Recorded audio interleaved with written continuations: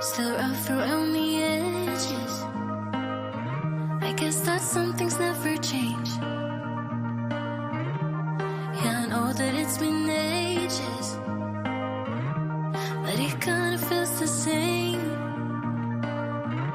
No matter how hard you try, you cannot push me out, so just listen. I've been thinking of you since you broke it and moved to LA. And no matter how hard I try, I cannot get you out of my system. I know we both have some things left to say. Can you stay a little longer? Can I make you change your mind? Yeah, I know that it's over, but can we stay here for a while until everything's alright again? That's cool with you, cool with you, cool with you. 'Cause that's cool with me, cool with me, cool with me. Is that cool with you, cool with you, cool with you? 'Cause that's cool with me, cool with me, cool with me. Maybe I am selfish, 'cause I want you to myself. And I know your friends are waiting, but we both know you wanna stay, just like nothing has changed. No matter how hard you try, you cannot push me out, so just listen. I've been thinking of you since you broke it and moved to LA. And no matter how hard I try, I cannot get you out of my system. I know we both have some things left to say. Can you stay a little longer? Can I make you change your mind? Yeah, I know that it's over, but can we stay here for a while until everything's alright again? That's cool with you, cool with you, cool with you. 'Cause that's cool with me, cool with me, cool with me. Is that cool with you, cool with you, cool with you? 'Cause that's cool with me, cool with me, cool with me. Just stay a little longer. Can I make you change your mind? Just stay a little longer before it's time to say goodbye. Just stay a little longer. Can I make you change your mind? Just stay a little longer before it's time to say goodbye. I guess that some things never change.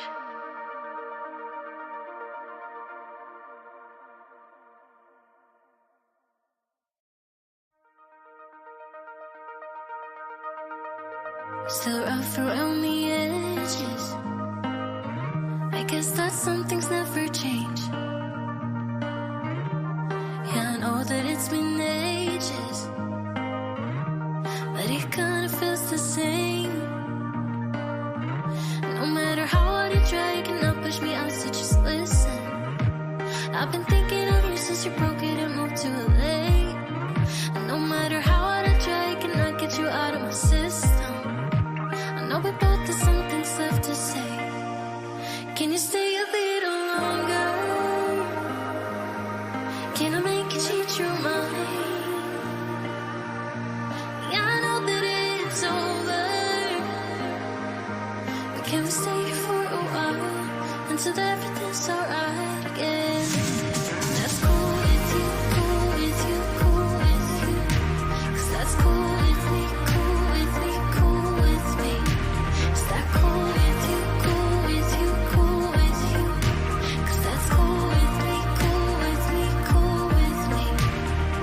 Maybe I am selfish, 'cause I want you to myself.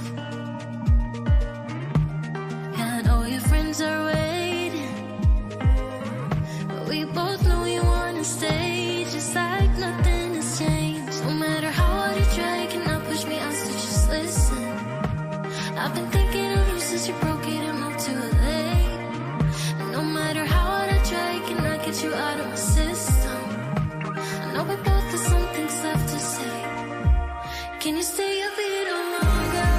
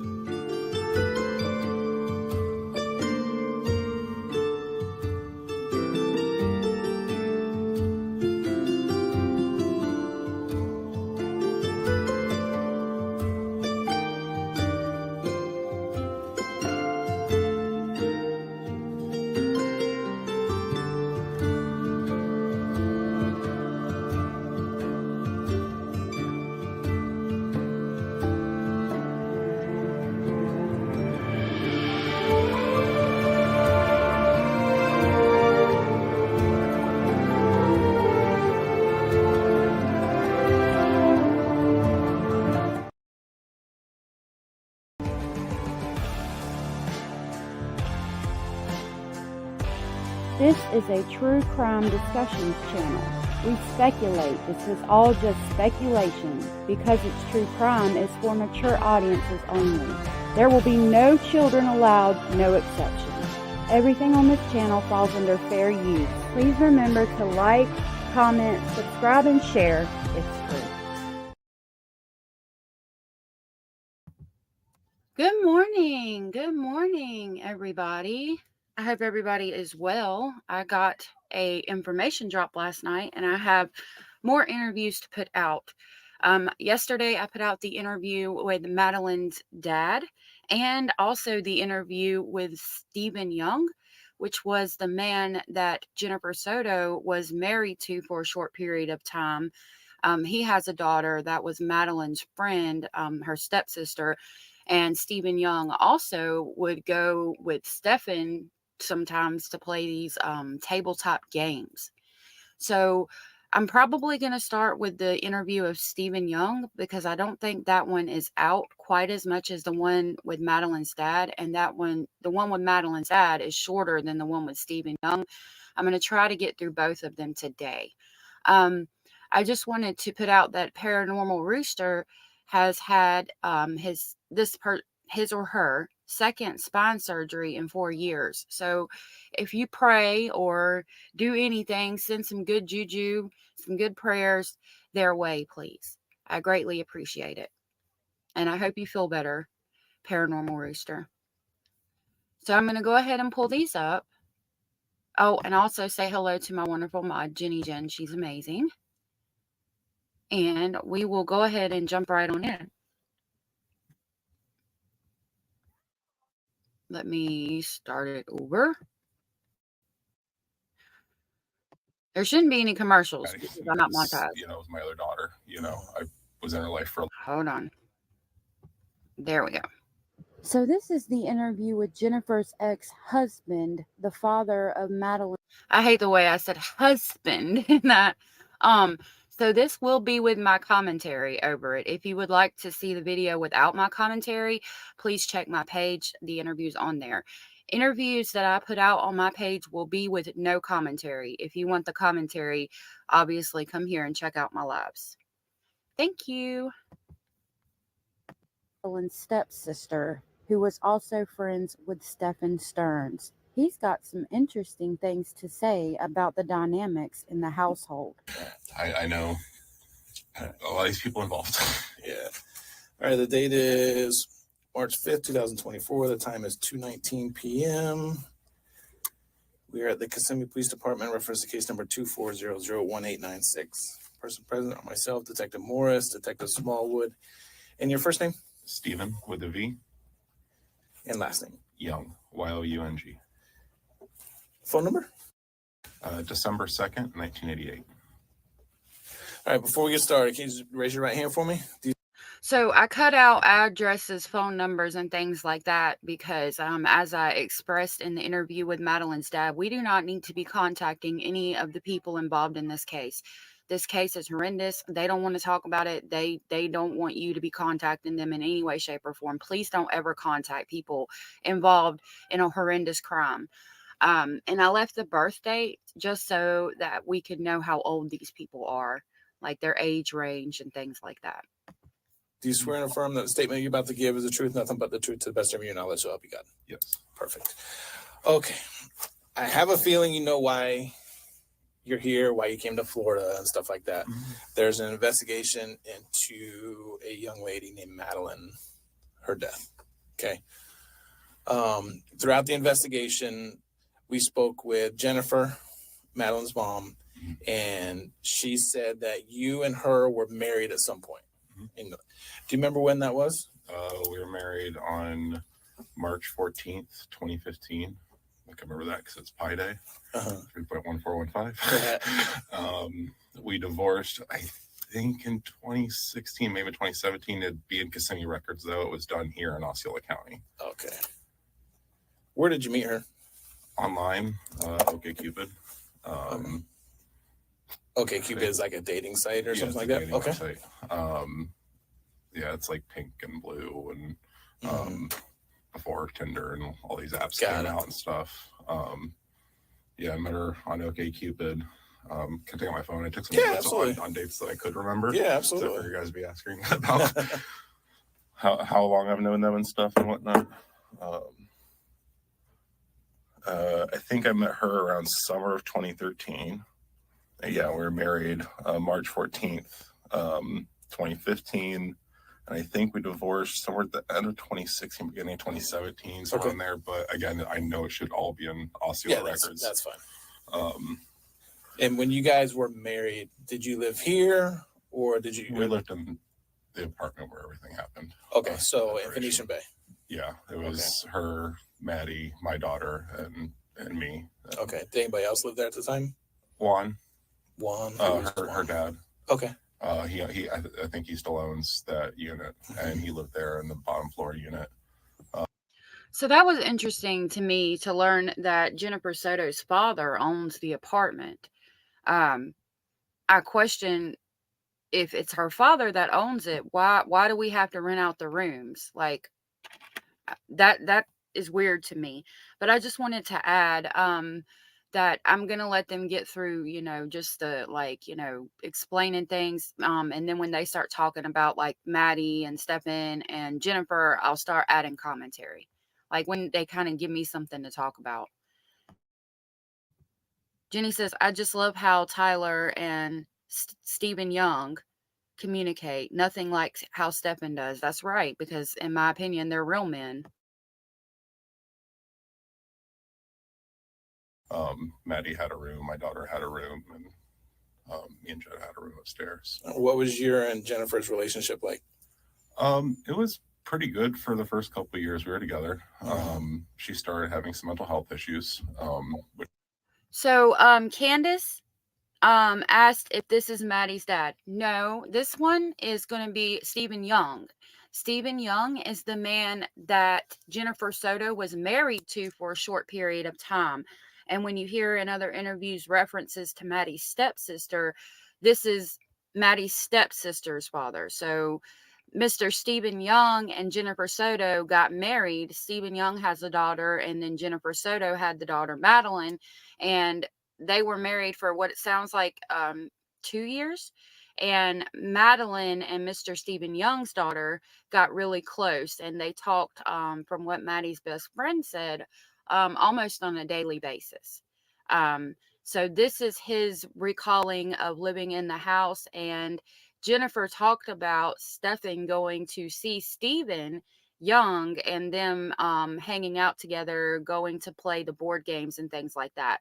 I started with this interview of Stephen Young, which is Jennifer's ex-husband, just because I don't think this one's been put out much. I don't think people have heard this one quite as much. So I'm going to do this one. This one's 53 minutes, and then we're going to do Madeline's dad. When I do Madeline's dad, it's mostly pictures of Madeline and her dad and Madeline and her stepmom. That one's only 39 minutes. And welcome. Jenny Jen says, welcome, Candace. And anybody else that's here, thank you for being here. I really appreciate you watching this or catching the replay. Oh, Candace, I didn't see that. Candace says, wow, he looks like he could be her father, though. Yeah. So the one, I try not to put any pictures of her father here. I don't know. I haven't seen any pictures of Stephen Young. The interview that has the pictures of the man on it, that is her father. In this interview, I did not put any pictures of a man just so we wouldn't be confused. I don't have any pictures of Mr. Stephen Young. So yeah, Jenny Jen says he was Maddie's stepdad and still kept in touch years later. Yeah, that's the best way to explain it. She's so awesome. Yeah. So yeah, like I said, when we play the one with Maddie's dad, we'll see pictures of him on the screen and things. Thank you again, everybody. Which, like what? She would just get really depressed, and she would just kind of shut down some days, and so I'd just be on full parent duty, just take care of both kids and do the pickups and everything, and Back do the that dinner. up because I didn't catch the first part. I was in school. Okay. Jennifer's relationship like? It was pretty good for the first couple of years we were together.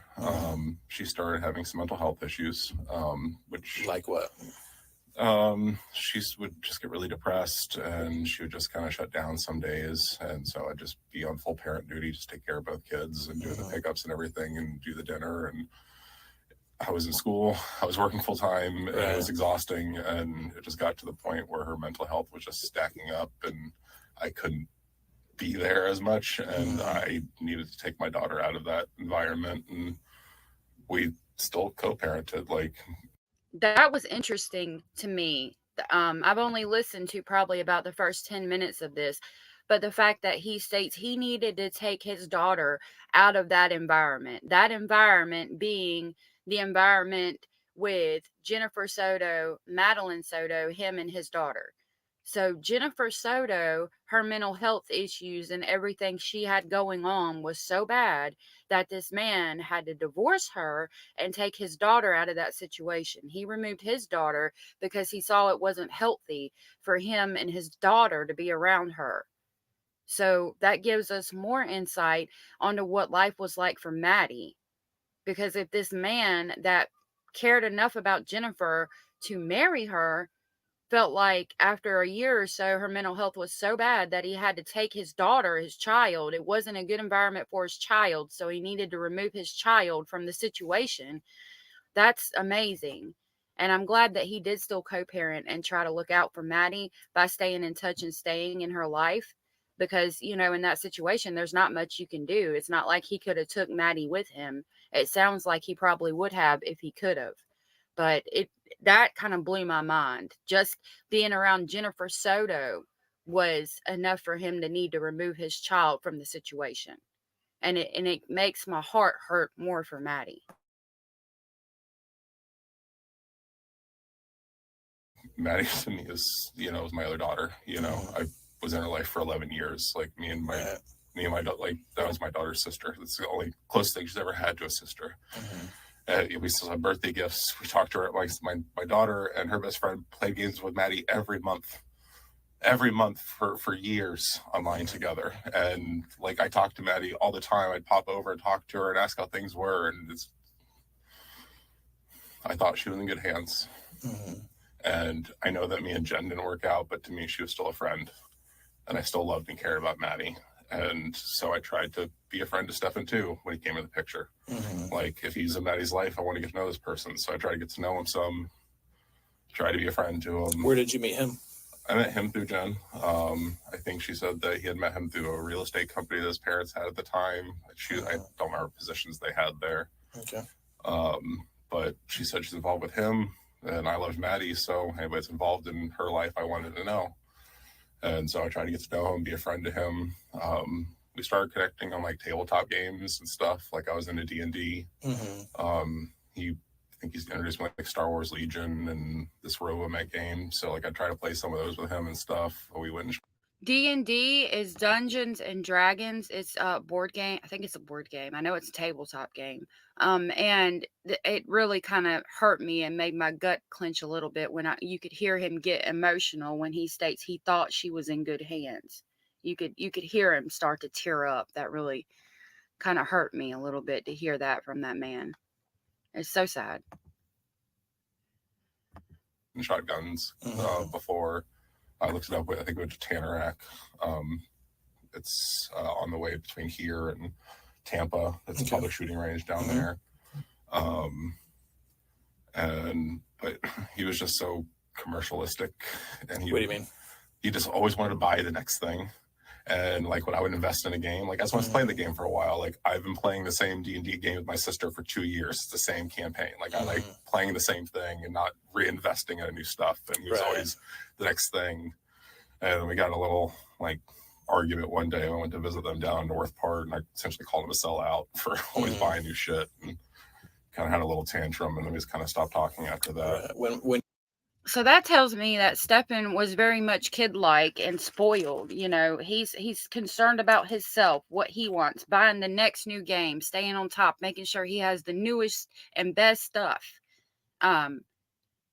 That's concerning, and that again is showing me, Stefan, what's most important in Stefan's life is Stefan and what Stefan wants, and having the newest, best card games, all the new stuff that's out, and Yeah, it irritated this man who has a child, who understands that you can't, once you have a child in your life, biological or not, you can't be best and, all the newest best things.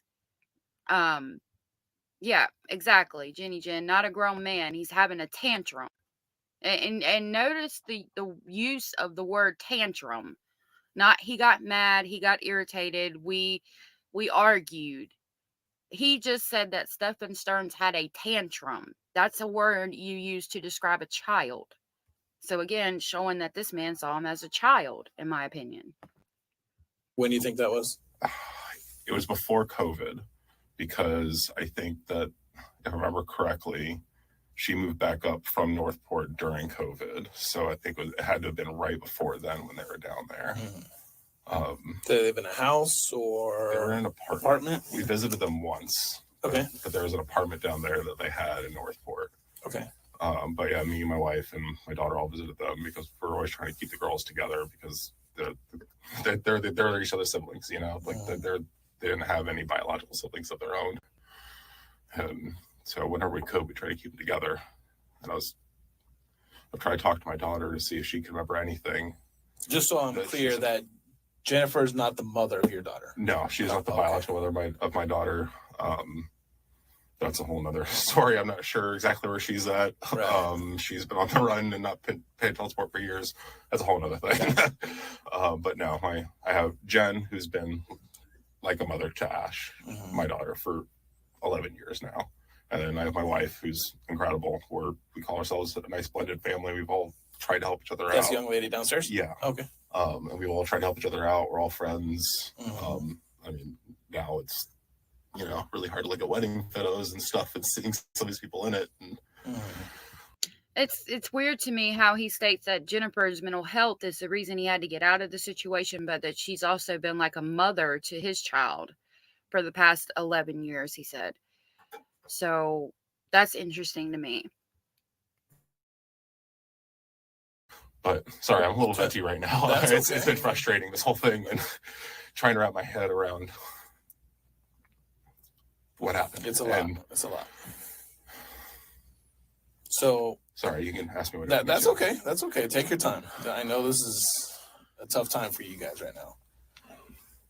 So when you would hang out with Steven around here, Stefan, sorry, no, Stefan. Then we have a Stefan that works here. I just need to hear the name difference for myself. Yeah. So when you and Stefan used to hang out around here, where were you living at that time? So we've lived in. Yeah, he's like, his name is Stefan. My name is Steven. Don't be comparing me to that sick motherfucker.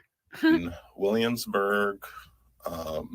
Williamsburg up John Young Parkway? Yeah, right behind like SeaWorld area over there. I lived in Anderson, I think, when I first met him. That's up in South downtown, Anderson Street. Okay.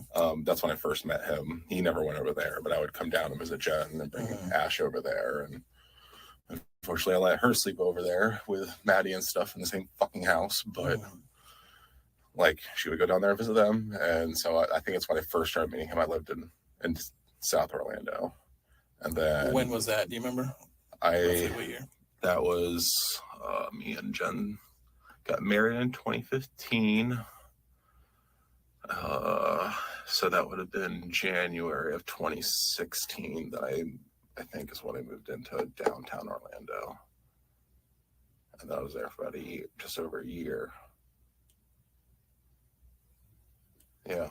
And then moved in with my wife's cousin for a few months, and then we moved to Williamsburg. And then we got a house over here in Kissimmee. Southwind. It's off 192, near Medieval Times. Okay. Yep. Those houses back there that are almost an acre-ish. Yeah. And that's where we lived. I think police came and talked to me the other day when they're still trying to locate her body. And I think I gave them the wrong dates. I moved in 2020 to Colorado. I moved into that house in 2020, and I moved to Colorado in 2022. Okay. But I was really frazzled. The thing on the news just come up with the update, and they had just shown up like the minute that started. And so I'm like trying to watch, they're trying to talk to me, and I got frazzled. So I think I did give incorrect dates on that the other day. But no I moved to that house in 2020 and then to Colorado in 2022. So correction on. That's right. So when you lived at all these places, when was Stefan with Jennifer at that point? He was, as far as I know, they've been pretty much on for most part of the past 7 years, but a little on and off the past few. Okay. As far as I understood, have you known him to have any kind of mental illnesses or anything like that? You know? Jen always said that he had depression and anxiety, and sometimes he'd be short to temper, but she never mentioned that he got violent, because I would ask her, does he get violent when he gets angry?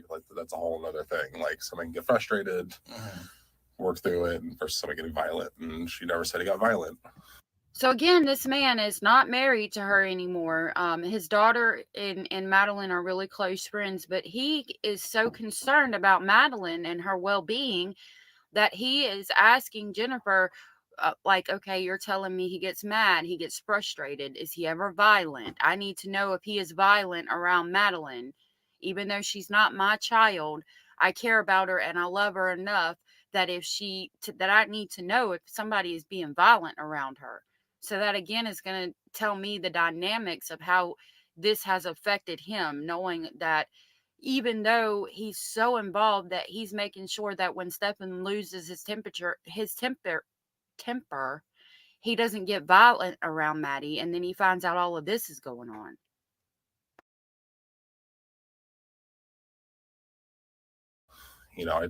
I always asked Maddie, the first few years they were together, I'm like, hey, how is Stefan? Is he treating you nice?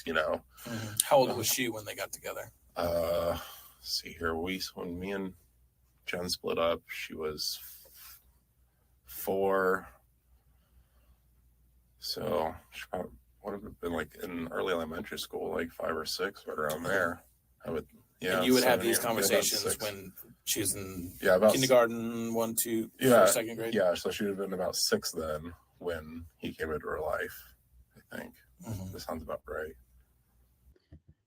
Okay, I want to provide a very serious trigger warning because I'm about to bring something up. So we know, again, trigger warning, please exit if graphic child abuse it bothers you. So we know from hearing this man, she would have been 5 or 6 when Stefan entered her life.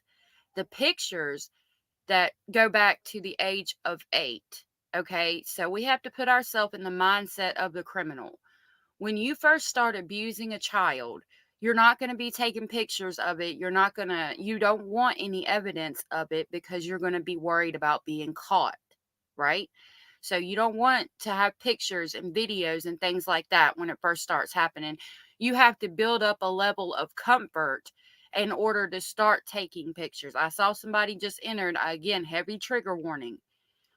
You're going to build up your confidence in the disgusting act that you're doing enough to start taking pictures. And we just heard that he entered Maddie's life when she was 5 or 6, and the picture started when she was 8. So I have to question, was he abusing her beforehand at the age of 5 or 6? Because it took him all the way to the age of 8 to be comfortable enough to take pictures. That is concerning to me. I wanted to know what age he had entered her life for this reason. That really bothers me, because if you're abusing a child, even at the age of 8, which we know when it started, but again, that's when he's comfortable enough to take pictures. At 5, 6, 7, 8, they're just going to think it's normal. Everybody goes through this. It's normal. We don't talk about it because we don't talk about things like that, but she didn't know anything else, unless she remembered before Stefan, and that's really sad. So yeah, I've been around first grade and stuff, because I remember I was talking to her, oh, you're starting school again, and then I have Ash talk to her about what it's like to start elementary school and help get wrapped up in that. And it's oh, how's school, how's home, how's mom, she doing okay, because I know a lot of times her and grandma would take care of her some days and whatnot. So just trying to check on Jen kind of through the daughter, Right. just see how her perspective on life is and Gotcha. and whatnot. But when you guys lived together, how was like the dynamic? I know you said you guys shared a room, and then Maddie had a room, and Ashlyn had a room. Is that yeah, right? and sometimes Ash and Maddie would share a room together. I think they had a bunk bed for a little while and shared a room, and then one became their play room. But it went back and forth. They had separate rooms. At any point did you guys like share? I know when kids are young, they sleep with their parents and stuff like that. Did that ever happen with When I first met Jen, Maddie slept in the bed with Jen. Jen? Okay. I wasn't comfortable with that at her age. Unless it was like a nightmare or something like that, then yeah, of course my daughter can come and join me in bed if she has a nightmare. But I felt like there's a point that like you need to start letting them sleep on their own and self-soothe at night. So I would always encourage the self-soothe, go to bed on your own. And then after we had divorced, or after we had split up and we're on our own, I found out she was back to her own bed, or back to sharing a bed with Maddie again. And I know that like that's the way that her mom always did it. I know her mom, like Maddie was always sharing a bed with her when she was little and stuff, up until I know at least, beginning of elementary school. I don't know if it ever stopped or when, but it was grandma. She'd just go and cuddle with her at night. Okay. She would do it with Jen all the time. I didn't do that unless it was like a nightmare or something. I remember one time Jen was just checked out at night and tired, and she was like, here's the kids, and they both laid in bed with me. But was that common for her to do? No. I can count on one hand how many times she was like, I like they're crying and I need some space tonight. And she'd go to the living room, watch TV, and just be by herself and just be, all right, cool, the kids are with me, and we'll be in bed and just hang out. It sounds like So we know now that from listening to Mr. Stephen Young, when Stephen Young and Jennifer were married, which sounds like a 2, possibly 3-year period, Madeline didn't sleep in the bed with her mom. He had broke her of that, and then she started going back to the bed with her mom after that. That's weird to me, because you had already broke the child from sleeping in the bed with you when you were married. So why did she end up back in the bed with you after y'all got divorced? Was it more of a thing for Jennifer? Did Jennifer want her to be in the bed with her? I think it's normal to sleep in the bed at your grandma's house with your grandma, but that's different.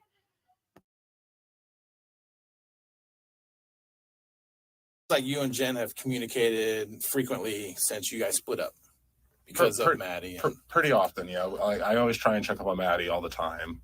Our friendship kind of fizzled out a little bit. We kind of talked a little less here and there as my relationship with my current wife grew. Right. And not because of my wife. Like they're actually great friends. It was actually my mother-in-law that thought it was weird and started getting mad and stuff. So we started scaling back our friendship for the optics of her family. But gotcha.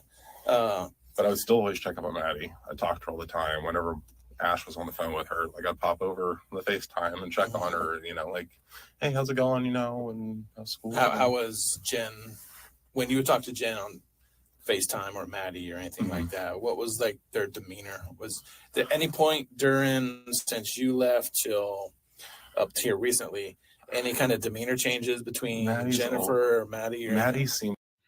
Okay, sorry to pause it right there. Jenny brought up a good point.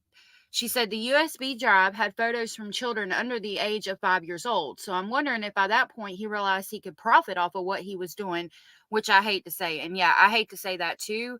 But with the amount of images, it was somewhere between 37,000 and 47,000 pictures.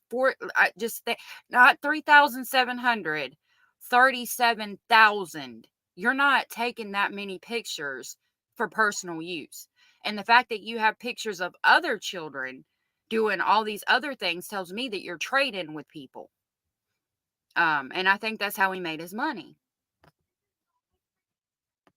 Seemed off for a few years, honestly. And I thought it was just, she's going through changes. It's the teenage years coming. It's the puberty. I remember my daughter going through the depressive stage.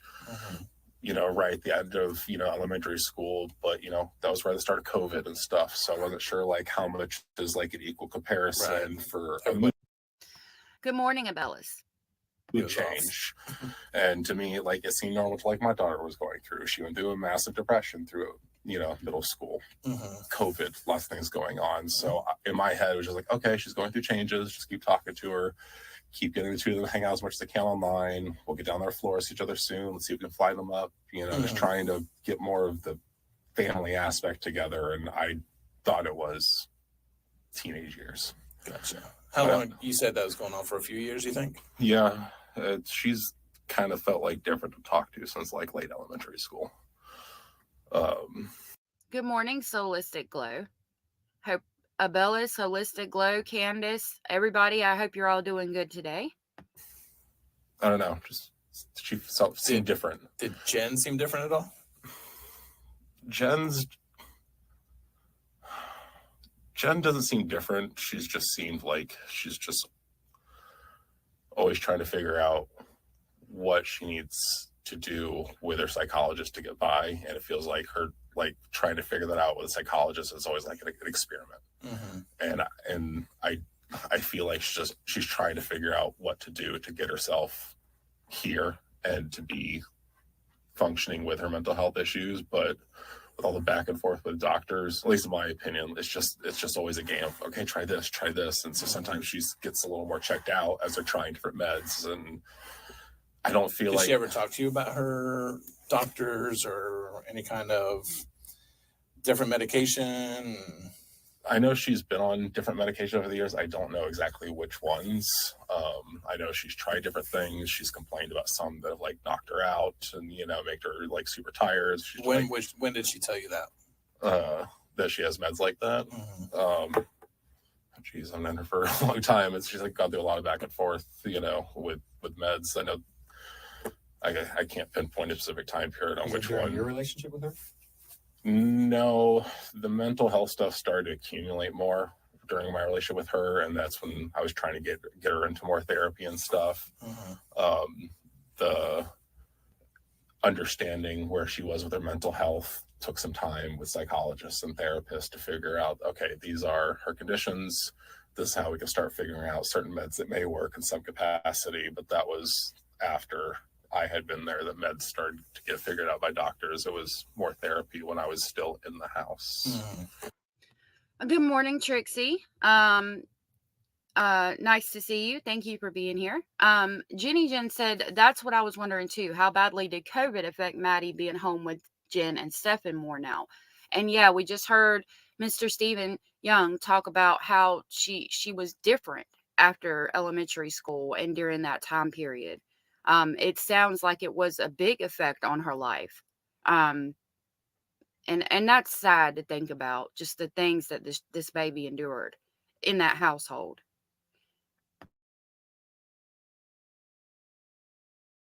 If that makes sense. Did she ever talk about Jen now? Did she ever talk to you about more recently that any medication has changed or anything like that would like offset her? Or some people, when they change their medication, I know everything just changes. The only thing I know that she said about her medication recently is there's a nighttime one that just knocks her out. So she takes that one at night. When did she tell you that? Must be when I've been recently talking to her about this the past few weeks. Like this, or it's happened all week ago. So we saw online on Monday. Yeah. So she never mentioned that prior to.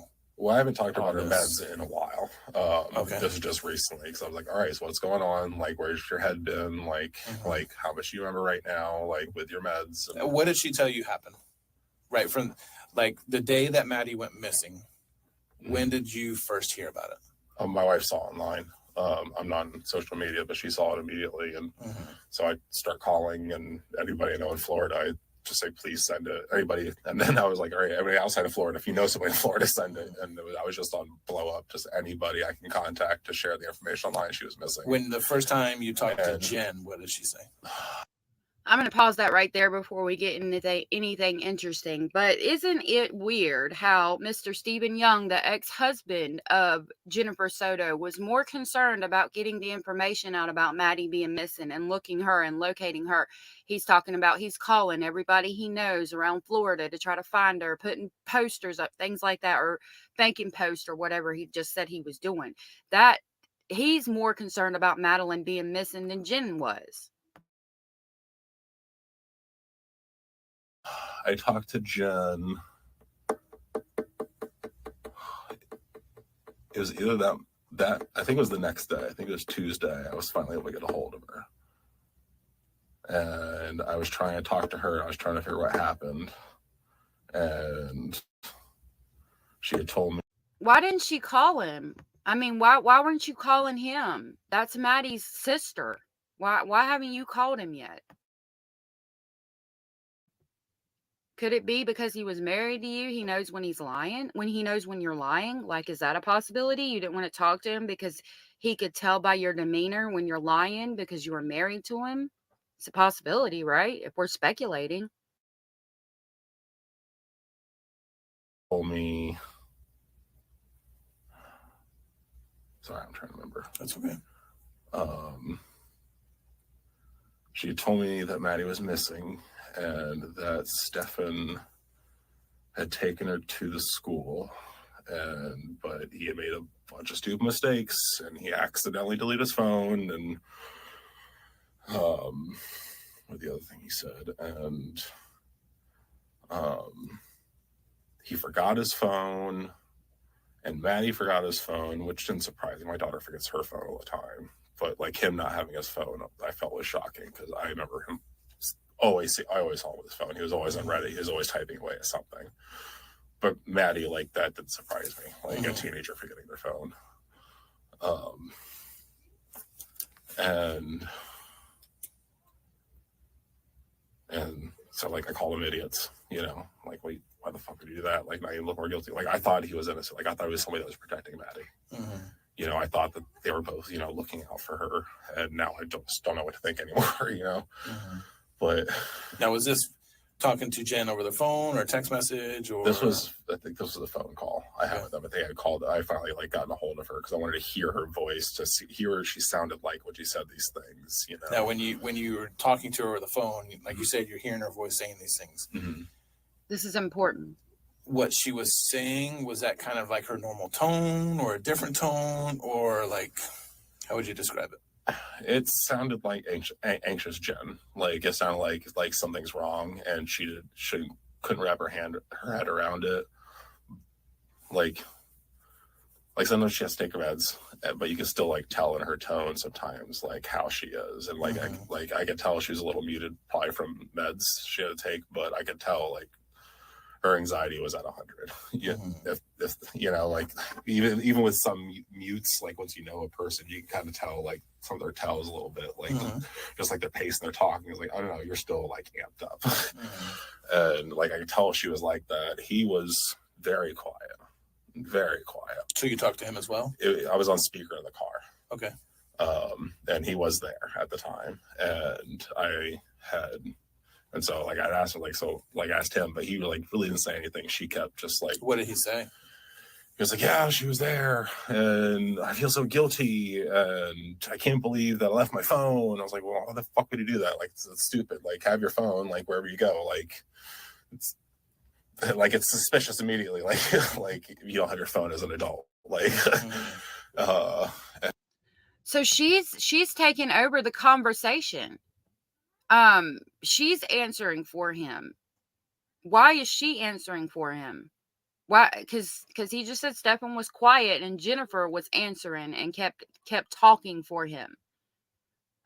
I feel so guilty, he said. Like, is it because Jennifer knows and she's like, I need to handle this situation because Stefan might mess up and say something that's incriminating? Could that be why she's answering these questions? Jenny Jen brought this up. I was going to say it a second ago, but I didn't. We did go over how the Reddit was strange. That video is on my page, on my profile page, Stefan's Reddit. I did cut it from a live, so it does have my commentary in it, but it was very, very strange. If you want to see that, go check my profile out. The video is there. Trixie said Jen and Steven were married at Disney by the Swans, I believe. Aw. It's sad Maddie's relatives did nothing, especially her own mother. Yeah, I know her grandma and Jennifer's sister was out looking for her. But I know that Jennifer wasn't doing enough. That's for damn sure. Jen says she put Roblox instead of Reddit, but that's okay. And yep, no problem, Abellis. All right, so I'm gonna get back to this. And he was like, yeah. And then I actually reset it. What the fuck, dude? And and that's really all he mentioned. And then Jen like reset the same thing and told me that he had dropped her off, and she thought that she had woken up at like 8:20 in the morning, and then Sailor was barking to go to the bathroom or need to go to the bathroom, so she started to get up. But he said, no, I got it. And he was like, yeah, I was trying to let you rest. And then he went and took the dog out, and then came back and said that, oh, don't worry, I'm taking Maddie to school, and then let her keep resting because she was like going through training at a new job, and she was just really tired, and that she had called him up to come help with taking her to school and helping to get the dog and Maddie situated so she can balance the new job she just started. Sorry, I'm trying to remember all the pieces she told me and all that conversation, so it's coming out in random order.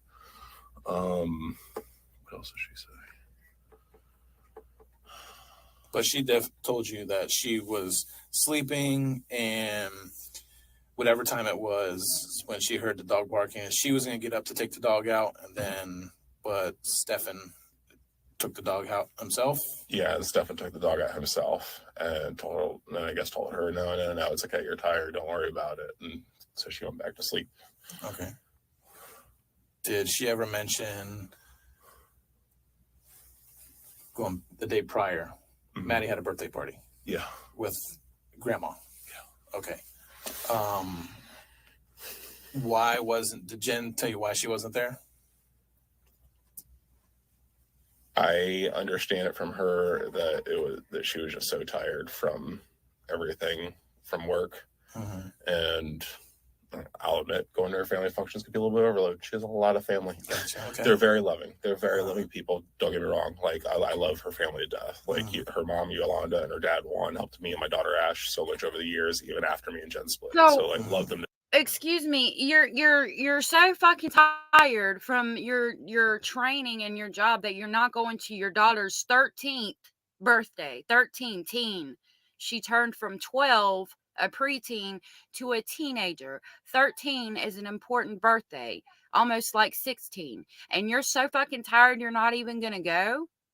Like, that's screaming, I can't even be around my child on her birthday because of why? Why can't you be around your child? Why didn't you want to go to your child's birthday?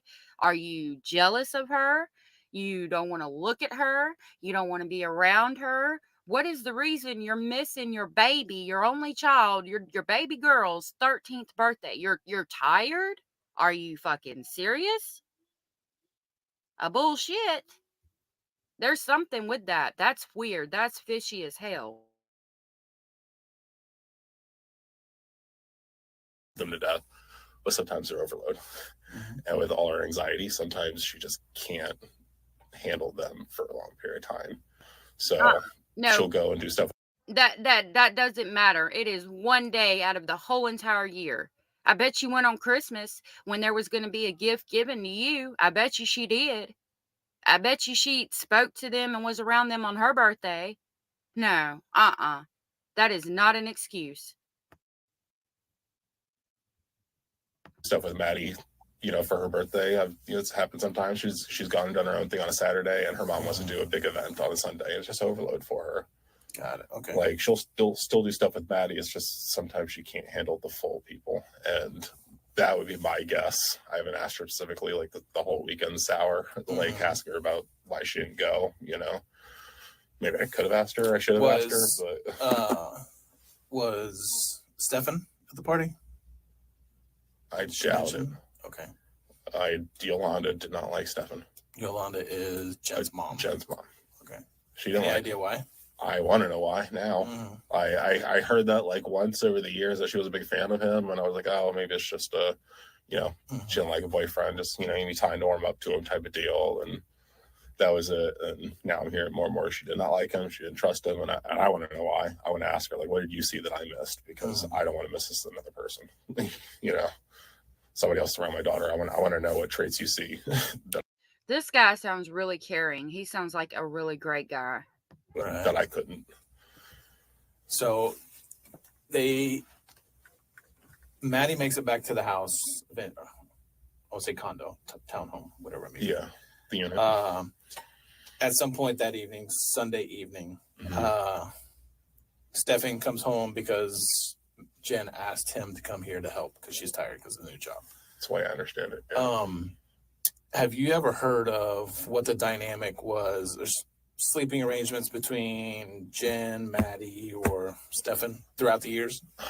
I honestly have been trying to figure that out myself. I understood that Maddie slept with Jen, and they had one room for a while. So my guess is they all slept in the same bed for a little while. I don't know when, how long, or any of that. Like that.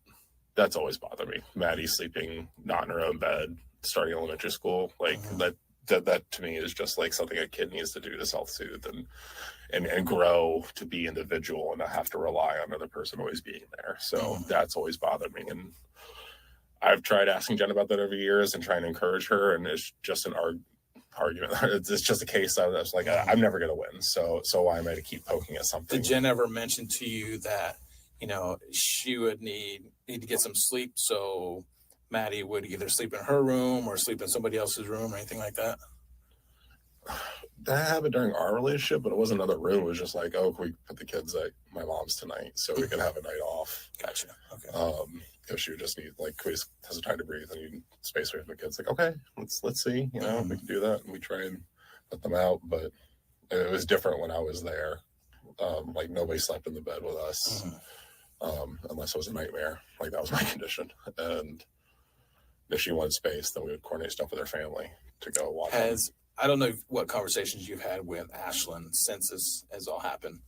Has Ashlyn confided into I've asked her a lot of questions, not try to be too pointed, but hopefully to get some stuff. Asked her, like, did he ever try and spend alone time with you, or try and just like hang out with you and Maddie alone when Jen wasn't around?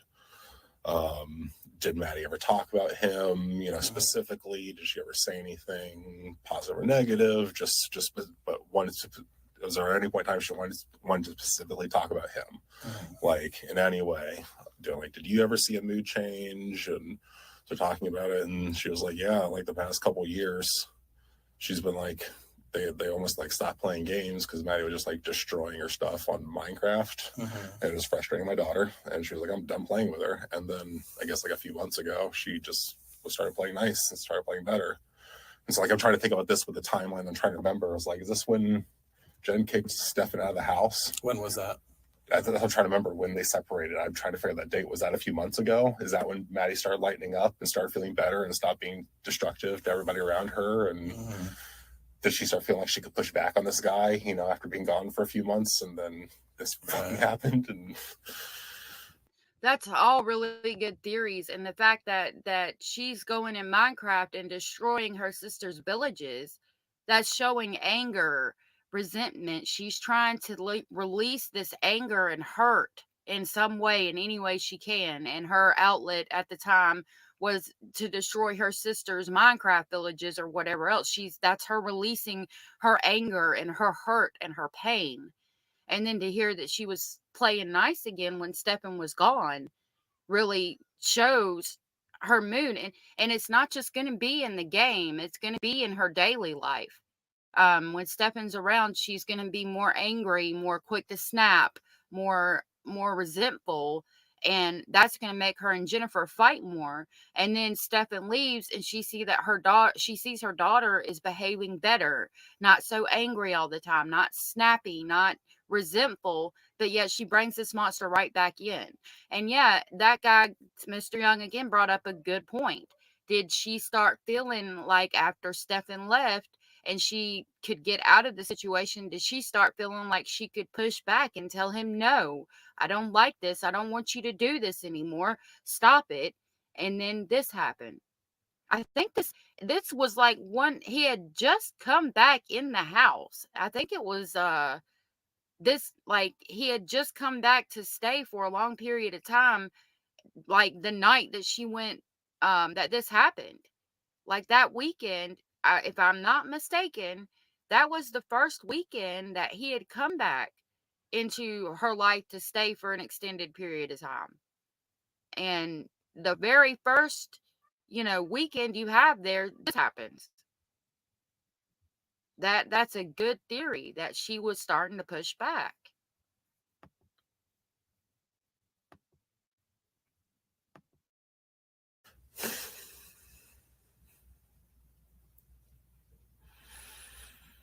So that's all Ashlyn said really is She doesn't remember anything. in the last couple of months. She just noticed a little bit of a demeanor change. Yeah. She was playing a little better online and she was acting a little nicer. How did Ashlyn and Maddie communicate? We text every day. Like text message through the phone, Snapchat, IG?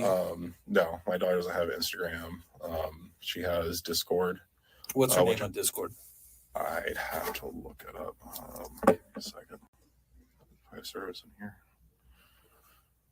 I'm sure you'll see it on Maddie's as well. She did try and message her after all this just to see if she was online, was able to pop up. So, well, one of the recent Hayes is from my daughter.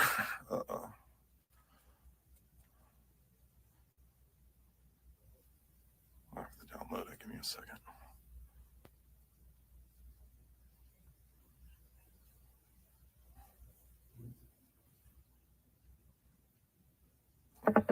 Do you know if anybody else communicated with Maddie through Discord, like Jen, Stefan, any of Jen's family or anything like that? This other boy, Tyler, he's the same age as Ash. They were in second grade together and been friends ever since. I think they've met each other in person, maybe. So I don't know about Discord. I've never had a Discord or been on Discord. I wonder if we could look up Maddie's profile on Discord and see if what she was talking about or saying, like if there was any signs there. I'll have to look into that. I don't know anything about Discord. I've heard of it, but never used it.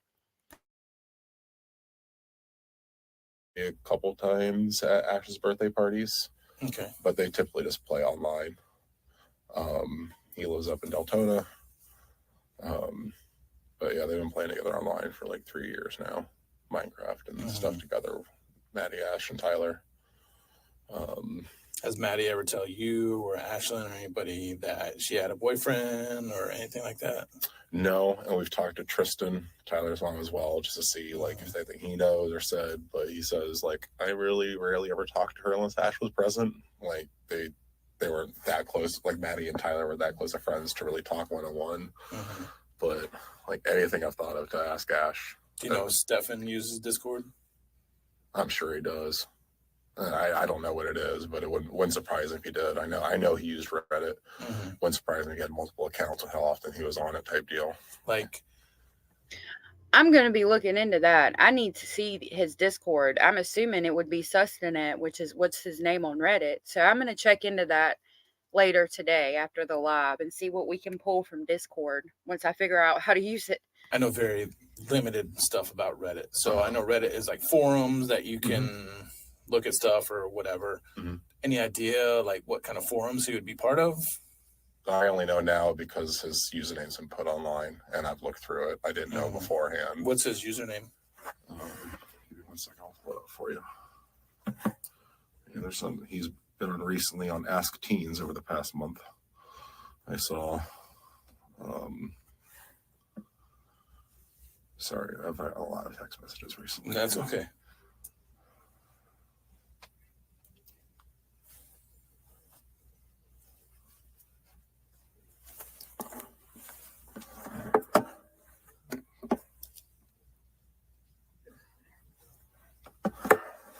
That's his username on Reddit. At least his public one. I'm still trying to see if I can have friends find any alternates that he has. Because most consistent Reddit users have at least 2 or 3.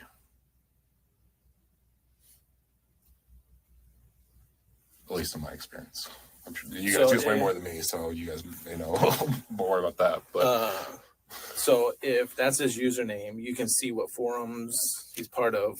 You can see the ones he's posted in, just like all the places he's made comments and stuff. He has like 6.5 years of history, it looks like.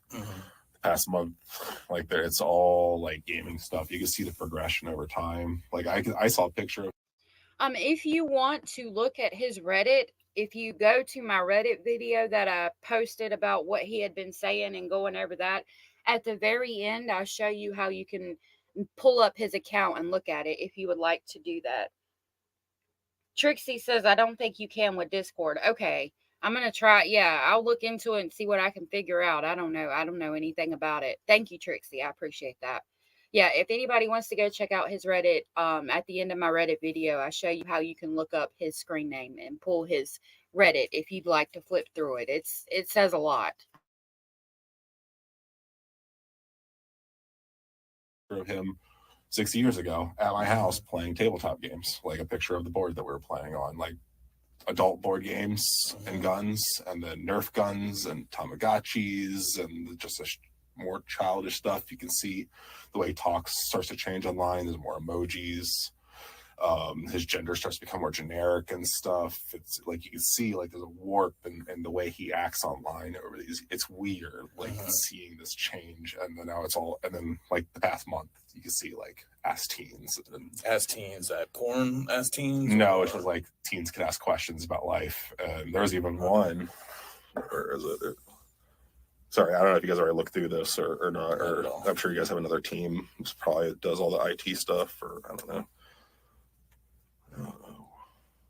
Yeah, there was one that was a girl was asking about being pregnant and what to do, and he responded on it, and it freaked me the fuck out. We read that in the Reddit video, if you want to check that out.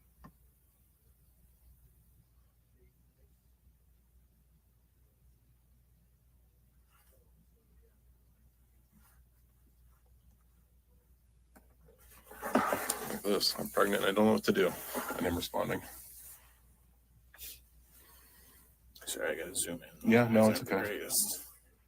I'll let you read that, Mike. I want to go back a little bit. Yeah. When you were with Jen, Mm-hmm. I know you had said back then she wasn't on medication for her mental health. And that was kind of building up. Yeah, not that I recall her being on meds. Was Maddie on any medication back then? No, not that I recall. No. I think the only person on meds was my daughter for ADD. Okay. Do you know if Maddie has ever been on medication? I don't. You don't. Okay. Do you know if she's been diagnosed with anything? I heard she was previously diagnosed with autism, but Okay. I thought I also heard she was retested and they said she only had autistic traits, but is not autistic.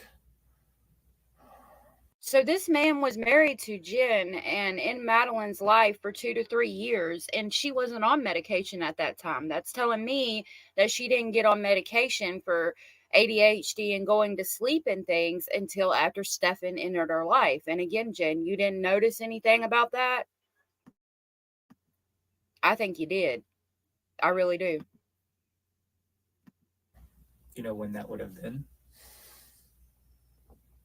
Within the past few years. I think Jen told me when I talked to her earlier this month in February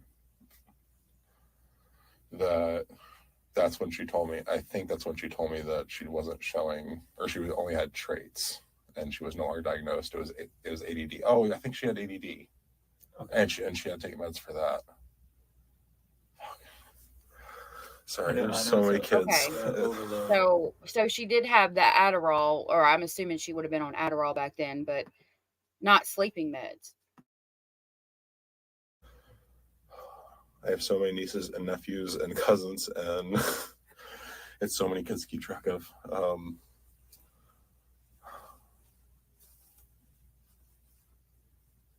I have to call my daughter to see if she remembers, because I know they would talk about medications. Okay, when you guys were together, you don't specifically remember her being on medication? Not that I recall, other than like when she was sick type meds. Right. Okay. How was your and Maddie's relationship? Was she pretty outgoing with you? Was she more reserved? Was so bubbly. I always describe it. I really want to listen to the memories of Maddie and how she was. I think that's important. But again, it's showing that Madeline was different. She was depressed or sad or, you know, having trouble sleeping. All these things that Jennifer sought medication for started happening after Stefan entered her life. Maddie's acting out. She's showing these, she's trying to tell you in her actions what's going on. You know, a sign of children being abused is that they act out and start misbehaving a lot more. Oh goodness, I'm sorry, that's outside. But that shows me that she caught on to, like, Maddie was acting out and trying to show what was going on, and Jennifer just put her on medication instead of reassessing the situation and saying, okay, what's going on in the household that's making her act like this? What could possibly be going on inside of the house to make her act out and do these things that she ends up putting her on medication for? Like, that thought process never happened. I don't believe that either. She was a Sour Patch Kid. She was always a little sour before she was sweet, but you have to get through that little bit of sour with her, that little bit of attitude. Like, every picture of her you see, like, she was a little hip hop. She was just like, it's always that little she had like this face too. She could stare across her like, what are you doing? Do you have ice cream? I know you have ice cream. Like, she's had this way about her. She could, like, pierce into you and make you question what you're doing for a second. Like, hold on, what? Okay, I'll share with you. You're cute, you know. And she was a brilliant kid, and she was smart in many ways, bullheaded and all the rest. Did she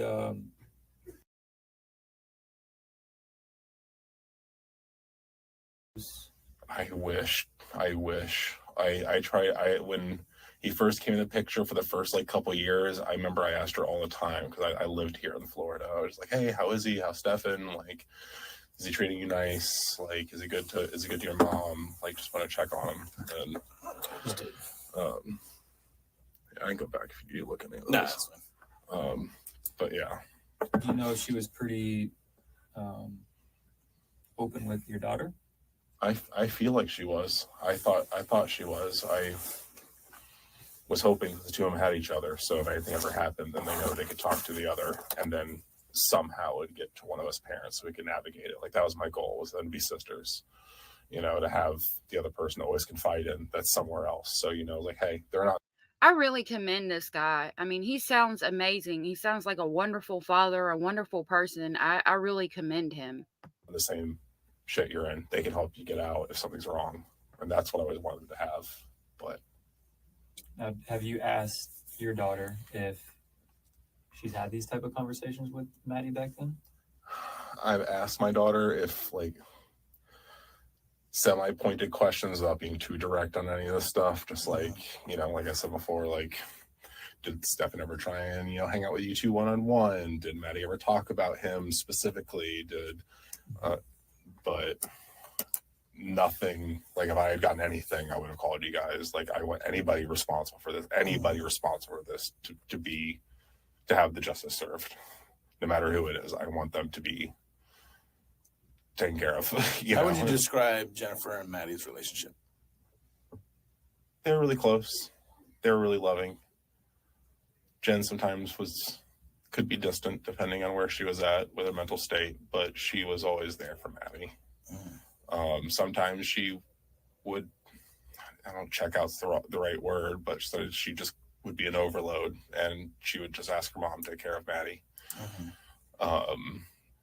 But she really did love Maddie, and she really did care about her and Ash, and really tried to take care of them. At least I thought. I just think she's just had so many mental issues that it caused lapses that caused this. If that makes any sense. This is a difficult question, but it has to be asked, and it's asked of other people as well. Do you think Jen had anything to do, or do you think she had knowledge of what was happening to Maddie? I've been trying to ask myself that ever since I found out Stefan was arrested, and I thought that he was, you know, somebody that was there to protect Maddie. And honestly, I think she could have made enough, I don't say stupid decisions, but wrong decisions with timing meds and things like that, that this kind of stuff could have happened. But I don't think there's any way she would have deliberately known, or if she had known, wouldn't have tried to get her out, of that situation. So the police are picking up on the fact too that there's no way she didn't know what was going on. And if we take this theory into account that she was so mentally checked out and on all these medications, then could what Stefan's mother said be the case? That the dream she had, she said it was a dream, but the possibility that Jennifer walked up into that room at some point during the night or that morning and found them both nude or in the act and snapped and choked Maddie. And now Stefan's taking the fall for it because he feels guilty for everything he had done to her over the years. Is that a possibility? But either way, the police are picking up on the fact that it just doesn't add up with Jennifer. Situation. Like, she has family she can go to. She has friends like me and other places that she knows she can go to another state to escape someone. I felt like if she really felt like she was a danger, she would have gotten out.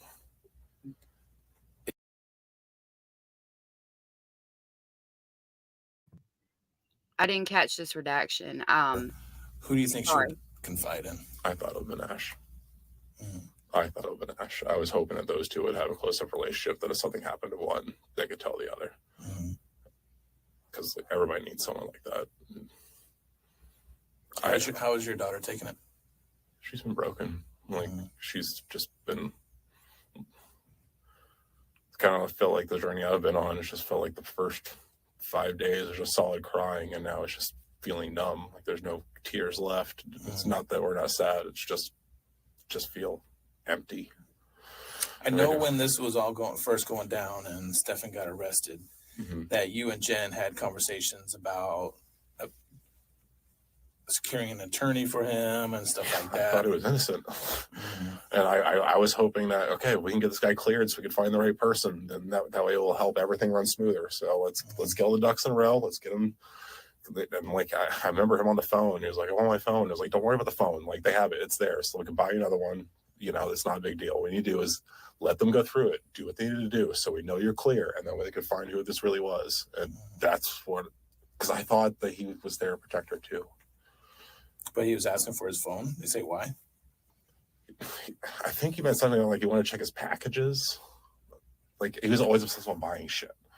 Always obsessed with buying shit. I didn't quite understand that. Like, it threw me off, and I should have questioned it more in that moment when he said it, but I was just in such a frazzle, just like, no, we got to find out who did this. Like, if you're not it, let's get you a lawyer so we can make sure everything is done correctly, and then they can move on to find whoever that is. And then, like, once I found it was him, it was just like, I fucking defended this guy. I thought that he was there for her. Like, I would not have tried to defend this guy if I knew in any way, shape, or form that he was in any way culpable. And I feel like an idiot. That change for you?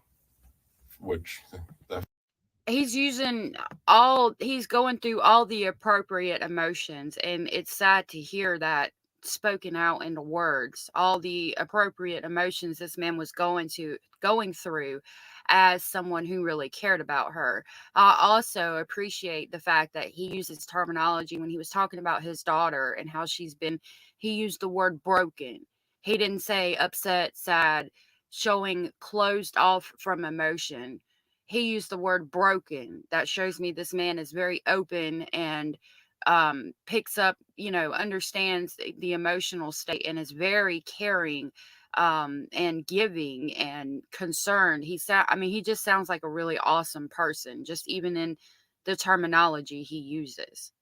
And I hate that to hear him, all of the feelings he's going through, having found out that this had been going on. He's felt guilt, anger, sadness, all of the things. And you're hearing it play out in real time when he talks about it.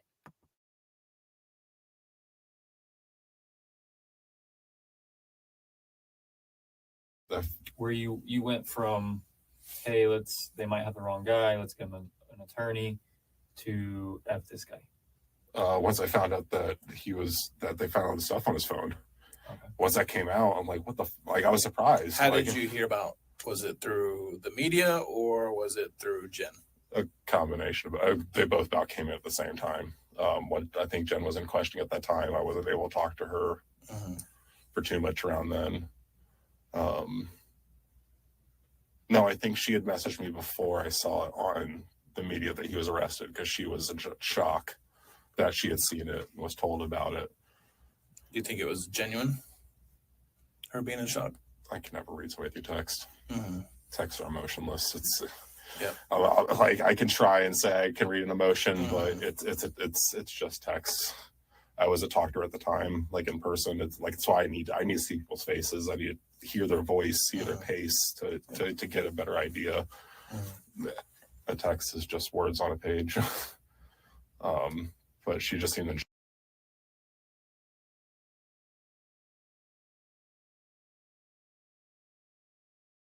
and she was trying to figure out like what degree should this guy be punished, and I was like, do it, like whatever if he committed a crime and they're asking you to press charges, press the charges, do it. And yes, she had told me before I saw on the news, because she was asking me, like, yes, press the charges, do it, like don't question yourself right now. He committed a crime, you let them press the charges, you let the police do what they need to do. So yeah, I did find out before the news. Did Jen ever tell you about looking for Maddie or anything like that? Why is he having to tell her, yes, go ahead and press charges, don't question it later? Like, I've said it before in other lives, and I'll say it again. If you told me or showed me that any child in my life, my biological children, my bonus children, the neighbor's child, the kid down the road across the street and up at the park that's bullies my children, I don't give a shit. Any child, anywhere. You tell me they're being hurt like this, and then you put I know the mother trucker who's doing it, you're gonna have to tase my ass, because I'm going after that motherfucker, and he's gonna be lucky to be breathing when I'm done. You ain't gonna be able to hold me down. I'm not. I don't understand why are you having to tell her, go ahead and press the charges, you can deal with it later? Like, no. Any normal reaction is going to be kill him, kill this motherfucker, so he can never do it to another child. I don't care. Any child anywhere, kill him. Done. Over. Never have to worry about it again. Why is she having to be told to press charges?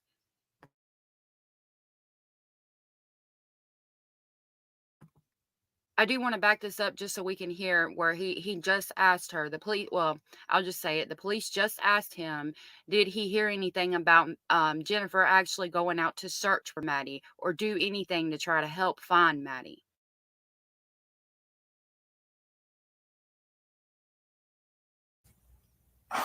I asked Monday and Tuesday numerous times, because I have family in the area and friends in the area that are all willing to come out and help search. And I kept asking, I was like, I can fly out, when can I come out? And she was saying nothing's organized yet. When I tried to talk to family members, they didn't have anything organized yet. And then eventually I saw that, I think it was Orange County, requested that nobody be searching the area, because they, my guess is they don't want people disturbing areas they want to investigate. Right. So I was like, okay, I need to wait. I can't go and help search. And that was, I remember I kept asking the first few days, like, can we come out and search? I have family members can help search. Like, are there any organized parties that are happening? And, yeah, she just seemed in utter shock, and she couldn't wrap her head around it.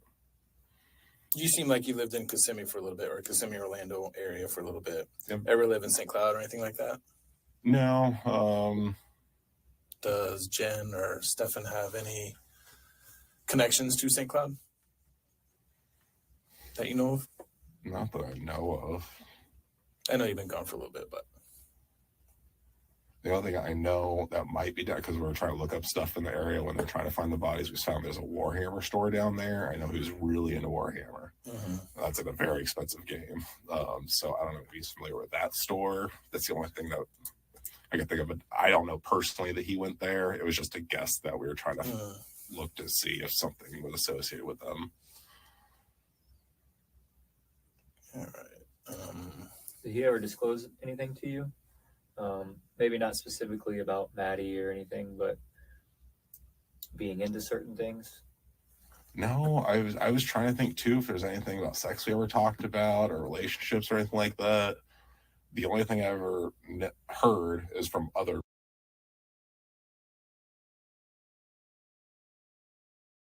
fine. But that's all like secondhand. I have no validity to it. I can't validate anything. It's just secondhand something I heard. So, And you heard this when? Recently. Like when this is going on, or like prior to? like when this is going on. Okay. I've heard this from people. That I didn't know this beforehand. This is all, you know. When was the last time you talked to Jen? Yesterday. Yesterday. Yeah. I think I texted her earlier today just check on her. In Like, what context? Just checking on her, see how they're doing. I still feel like her family is really close to me. Like her dad, Juan, and Yolanda have done a lot for me and Ashlyn over the years, even after we split up and divorced. So, like, I'm still trying to go over and help Juan out to get his apartment settled. I'm trying to be there for Yolanda if she needs anything. I do worry about Jen and her mental health, and you know, if she had nothing to do with this, then I would be there for her. If she has something to do with this, then take care of her. Like, do what you need to do. Like, I'm not here to defend somebody who's guilty. I anybody that hurt Maddie in any capacity, like, I want you to please do your job. Like, ask me anything you need to know. Like, Do you think Jen had anything to do with it? I don't think so. Okay. I don't think so. I think she's just gone through a lot, and because of her mental health, it just caused lapses that ended up with this. Do you think Stefan would take advantage of Jen because of her mental health? Like, was her mental health diminishing? Well, you said it was kind of diminishing when you guys were together. That's one of the reasons you possibly split.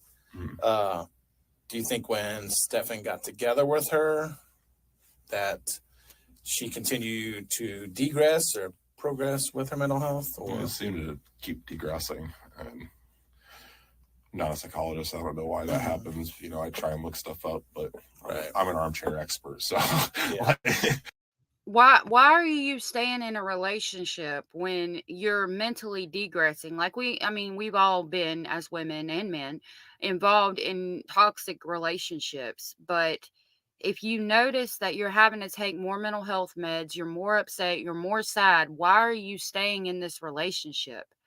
Like, I wonder about that. I question that.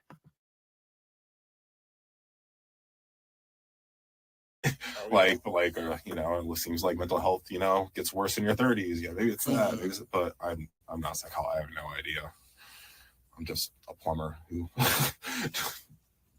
so you loves a lot of people. bucks, then. Not yet. Trying to build a company. We're almost breaking even. How would you describe her emotions on a normal basis? Jen or Maddie? Jen. She kind of seems a little muted most days.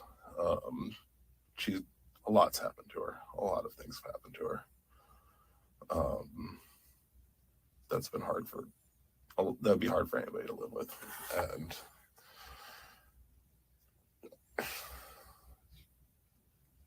sometimes she gets excited about things, you know. She definitely gets sad about things. She doesn't seem as outward with her emotions. You have to like look at her, but you can see like inside, like sometimes she's torn and she's damaged, but the medications make it so you can't see it.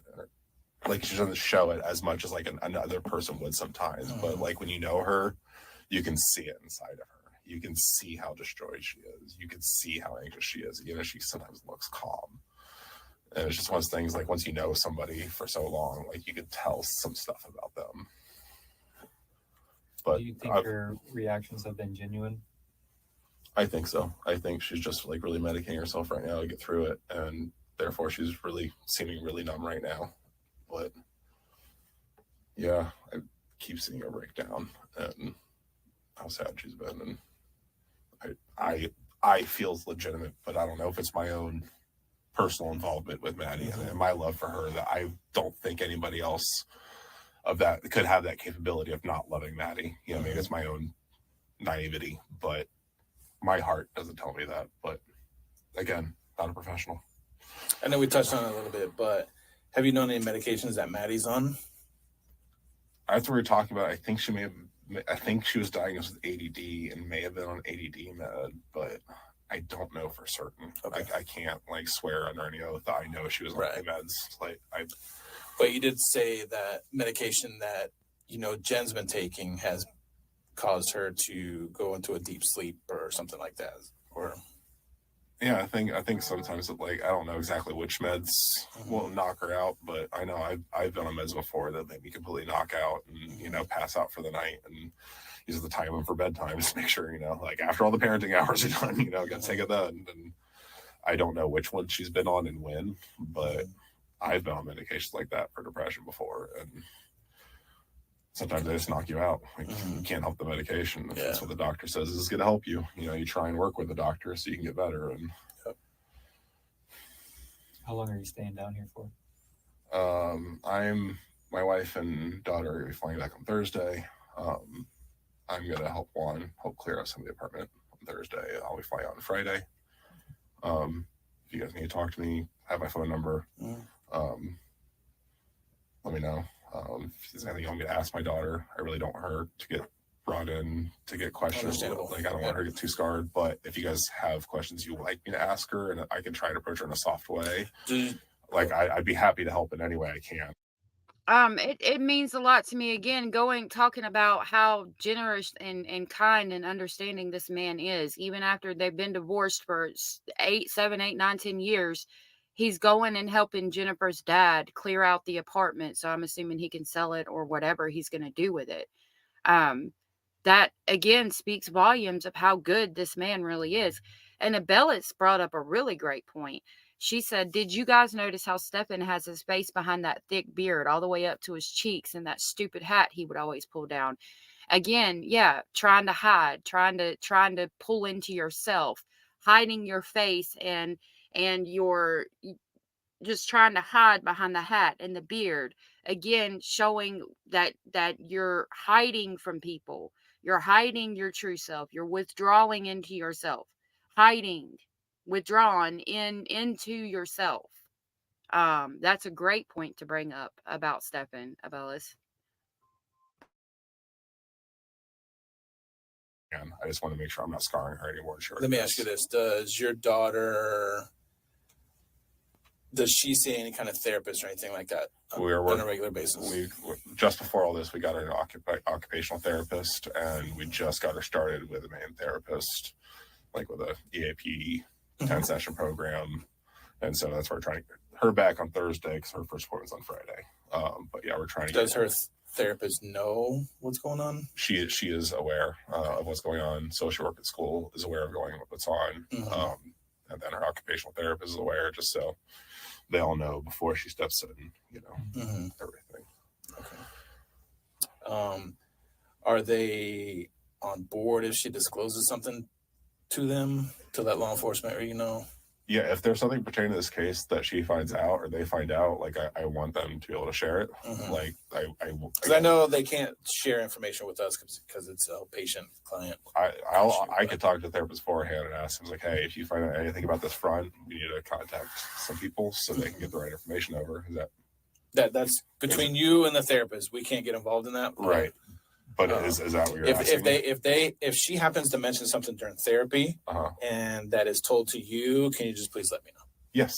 Yes. If there's anything pertaining to this that will help out, like I will definitely let you guys know. Again, if anybody is part of this, I want justice to be served. Anything else? All right, we're going. It is 3:13. We're gonna conclude this interview.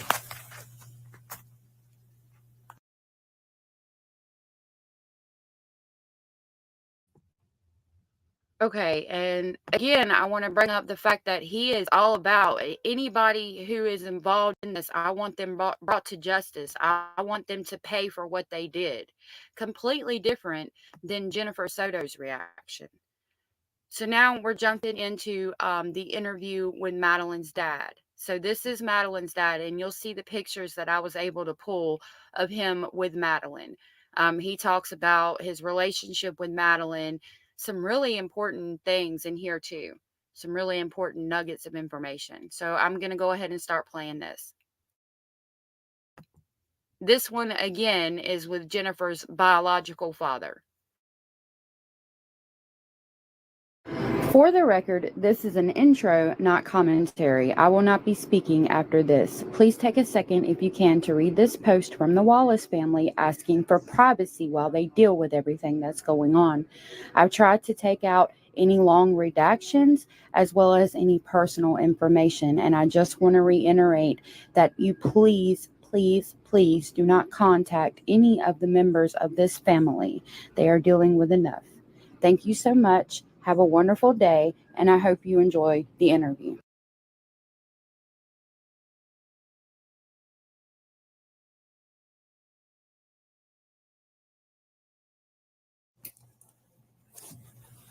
The date is March 11, 2024. The time is 2:02 p.m. It's a reference case number 24001896. Person present or myself to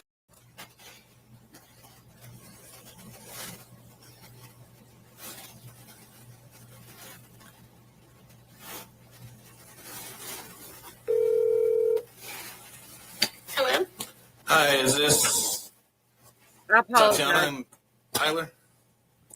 I'm sorry if that blew out any eardrums or anything. I hadn't picked up on how loud this was. I try to listen to the interviews with my headphones on so I know how loud it was, and I can turn the volume down when I'm making the video.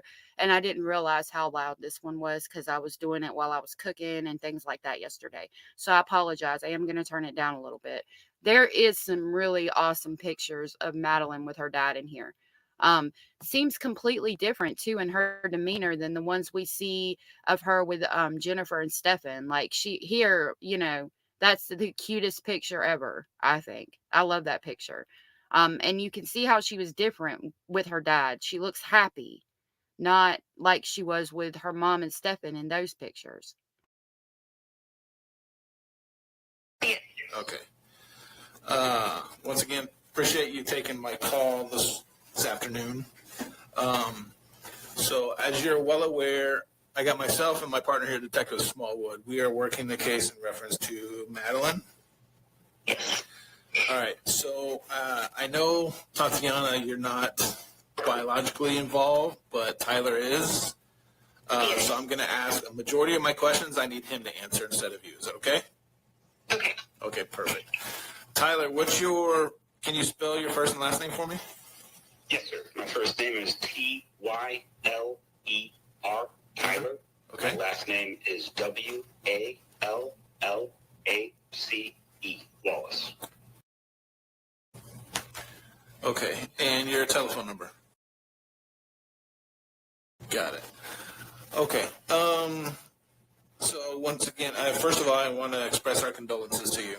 Thank you, sir. I know it's a difficult time for you and everybody else that's involved. So some of these questions may be difficult for you to answer, but I want you to do the best you can, okay? Yes, sir. All right. So, Tyler, you are Madeline's biological father. Is that correct? Yes, sir. I am her biological father. Okay. When were you and Jennifer together?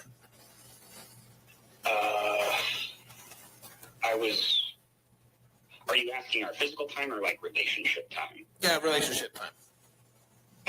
We dated when I was 16. I believe we were together for roughly 3 years. And then we ended up having an encounter in 2009 from which Maddie was born. Okay. We were not together at the time. I was with my wife. We were engaged. Well, we weren't engaged yet, but it was around that time. Got it. Okay. Were you in Florida here, or where were you guys at? I was at the time of our dating, so when I was 16 years old. So I just want to bring up the fact that his wife is a better woman than me, because like if we're dating and then I find out you have an encounter with your ex, even though y'all might have been childhood sweethearts, and then she's pregnant, but you're dating me, you've been with me this whole entire time, and you had a one night stand and got somebody else pregnant. I don't know if I'm gonna be able to deal with that. I commend Tatiana on that one, because that's a lot to deal with. But I am glad that she was able to deal with it and be a good person in Madeline's life. And I'm glad that Madeline is on this earth and that she was born. regardless of how that happened. Tatiana, the pictures and things, she sounds like a really good person for Maddie. So I do appreciate that. And her father as well. Of age and such, we would have been in Florida around Orlando and Kissimmee. I Okay. was living with my parents at the time. She was living with hers. At the time of our second encounter in 2009, I would have been stationed, I believe, in Baltimore, Maryland, doing training, and then in Kings Bay, Georgia Naval Base is where I was stationed for my duty station, and I encountered her there. Okay. Did she live up there or just come to visit? How did that come about? She was visiting. Our initial encounter in 2009, she was living in New York with her father at the time. I had just gone through boot camp, and we had connected, I believe, on MySpace. And then she ended up visiting me and a group of my Marines around November. And I only know it was that time because it was around the Marine Corps ball, so I have something to tie it to. I'm actually pretty wishy-washy with time, but that was around the period our encounter would have occurred. Got it. I'm sorry, I lost my train of thought. Can you reframe or if I answered that, let me know. Yeah, you're good. So you guys weren't actually dating at the time she was conceived. Is that correct? Yes, sir, correct. Okay. How much involvement have you had in Maddie's life? I have tried to maintain civil connections with the mother. I would say prior to the last 2 years, I normally got to see my daughter about once a year. But I was involved in a legal case in which I had to go to prison for 2 months due to some stuff that occurred in the Marine Corps in 2009. The short version of the story there is that I had some friends, in air quotes, who stole ammunition from the government. And then when an investigation came out from that, I was contacted by NCIS. I rendezvoused with them. I provided information. And then due to the nature of the case, I was required to spend 2 months in prison in the Federal Detention Center in Houston, Texas. And I just never financially recovered from that. So it's like it was 2 years since I got to see Maddie. And the last time I saw her was October of last year. And where were you then? Did you come to Florida or? She came to Texas. Maddie was sent to visit us in Texas. She traveled unattended. I received her at the airport. Okay.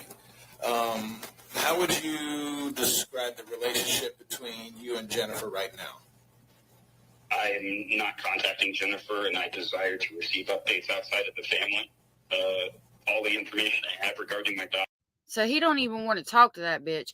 And I just wanted to say, if you guys stick around or if you watch this video on my profile, there's some really great pictures of Madeline with them when she was a baby. She was such a cute baby. My daughter has been passed to me through her family, and I just. But I get that. But what was your guys' relationship leading up to all of this? I tried to talk with Jennifer as little as possible. There was a period when Maddie was first born that Jennifer seemed pretty intent on breaking up my marriage with my wife. And so in the nature of making everybody happy, I just talked to Jennifer as little as possible, which is why I had so little contact with Maddie growing up. I only just recently started reaching out to Maddie through like Skype and stuff where she was able to, or not Skype, excuse me, what did we use? I think we used like Instagram or FaceTime, but we would use like video chats and voice chat to start talking. And so I was starting to get a deeper relationship with Maddie, and then this occurred. Okay. So you say you contacted her through social media. What do you list yourself on different social media accounts? What is your like screen names? My screen names? Yeah. Usually my screen names will all be a variation of my email. I can behind it. But I have like on Facebook, it just says my normal name. I believe Instagram, I come up as like, I'm not 100% sure that I cut out his email and his screen names. That's why that sounds weird. Like, that's why it jumps. I'm bad at managing all of my social media accounts. I'm locked out of like half of them right now. Okay. All right. All right. So you said you and Jennifer, you haven't had that cordial relationship. So, but you started with. I would say our relationship has been cordial, but it is a surface level cordialness maintained on our side to guarantee access with Maddie, because I was never able to afford to go to court to get my custodial rights established with her. Okay. And you said you started reaching back out to Maddie last year on a more consistent basis? Yes, sir. She was coming up on the age of 13, and so the last time I had stayed when she had visited us in October, I was basically talking to her about how she would feel about coming to live with us in Texas, that was something she would be interested in, and she expressed that she would be interested, but she didn't say why or what. We just kind of left it at that, and it was something I was going to talk to Jennifer about, but just hadn't yet. Okay. How was Madeline when she come to see you in October? She seemed to be in very good spirits, but a thing I kept saying was that I don't know if this will make sense to you, but I can give you the context if you need it. She reminded me of a character from a show called Euphoria, in the sense that there was just an emotional weight about her that I did not understand what was the cause. I have not seen that show Euphoria. I've seen previews for it, and I have questioned. I'm like, why? What is this show? But it's about, like, it looks like, from what I've seen on the, like, previews, it looked like young girls getting involved in the club scene and having sexual relationships with different people. The fact that he said that her emotional state reminded him of that show tells me that she's emotional, she's sad, she's all over the place, possibly trying to put on makeup and act older, trying to show off parts of her body or something like that. Like I said, I've never seen the show, so this is all speculation. And the other thing I wanted to say was that it really bothers me that they were talking about her going to live with her dad. I wish that it had happened just maybe a year or so beforehand, so that maybe by the time before this happened, he would have been able to have her there instead of where she was at when this happened to her. Like, everything would have ended up different if she had just been able to go live with her dad, like what they were talking about before this monster did this. It just seemed like she was dealing with stuff that a 12-year-old girl shouldn't deal with, but I didn't get to see her enough to really pry, and so I was just trying to ask her, like, surface-level comfort questions to build a relationship with her, but I had no clue anything was going on at that time. Got it. How long was she out there visiting you? She was with us for 4 days in October. Okay.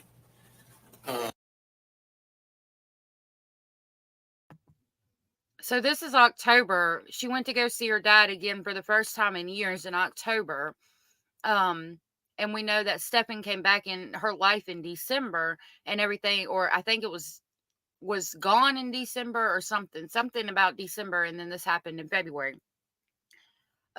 I think that she could see how a father was supposed to act and how a father figure should be in her life from an age that she's old enough to realize, right? Like when Stephen Young was in her life and a father figure, she was so young that she couldn't really pick up on the social cues that he was putting out as a genuine father figure. But she goes to see her biological father and stepmother in October and gets to see how a father is supposed to act and knows that it's not what Stefan is doing. And again, did she give him pushback? Is that why what happened? Also, Jenny Jen said that I think all the teens have big struggles. So in that show Euphoria, I could be wrong about that. If they are all having big struggles in that, then that is telling me that she's dealing with a lot of emotions and struggles and things that she wants to let go of and get rid of, and she wants it to stop. And he's picking up on the fact that she's dealing with a lot and he doesn't really know what to do, would be my opinion. My mod Jenny on top of it again, I think he moved out in November and came back for Christmas to visit and then left again until February. So again, she's seeing in October her father figure who's supposed to be, showing what a father figure should be. And is that going to cause her to have pushback on Stefan because of how he was treating her?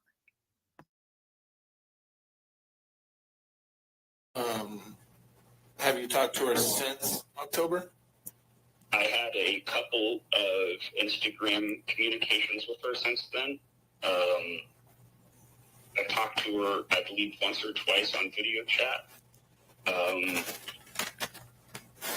And I can't remember the exact dates, but I have, just so you know, I have left all of my social media untouched since the search turned into a verification that she was in fact dead, just in case any of my social medias can be useful to you guys. Okay. At the end, I'm going to give you my email address. If you can just send me screenshots of your conversations with Maddie or any that you may have had with Jennifer. Yes, let me write that down real quick. Screenshots of conversations with Maddie or Jennifer. Yeah.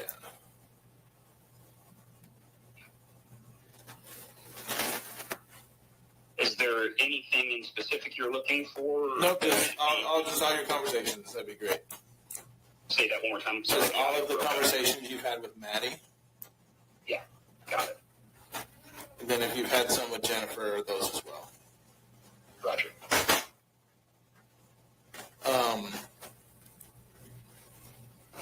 So how did you come about to hear what happened with Maddie? It was, hold on, let me pull up my. Look at that baby. You can see it's Maddie in the eyes because I saw this picture and I was like, oh, wait, is that a different baby? But that's Maddie. Look at her eyes. You can see that she's still got the same eyes. Them big, pretty eyes. Look at that baby. Isn't she precious? My phone so I can find the exact day. 1 second.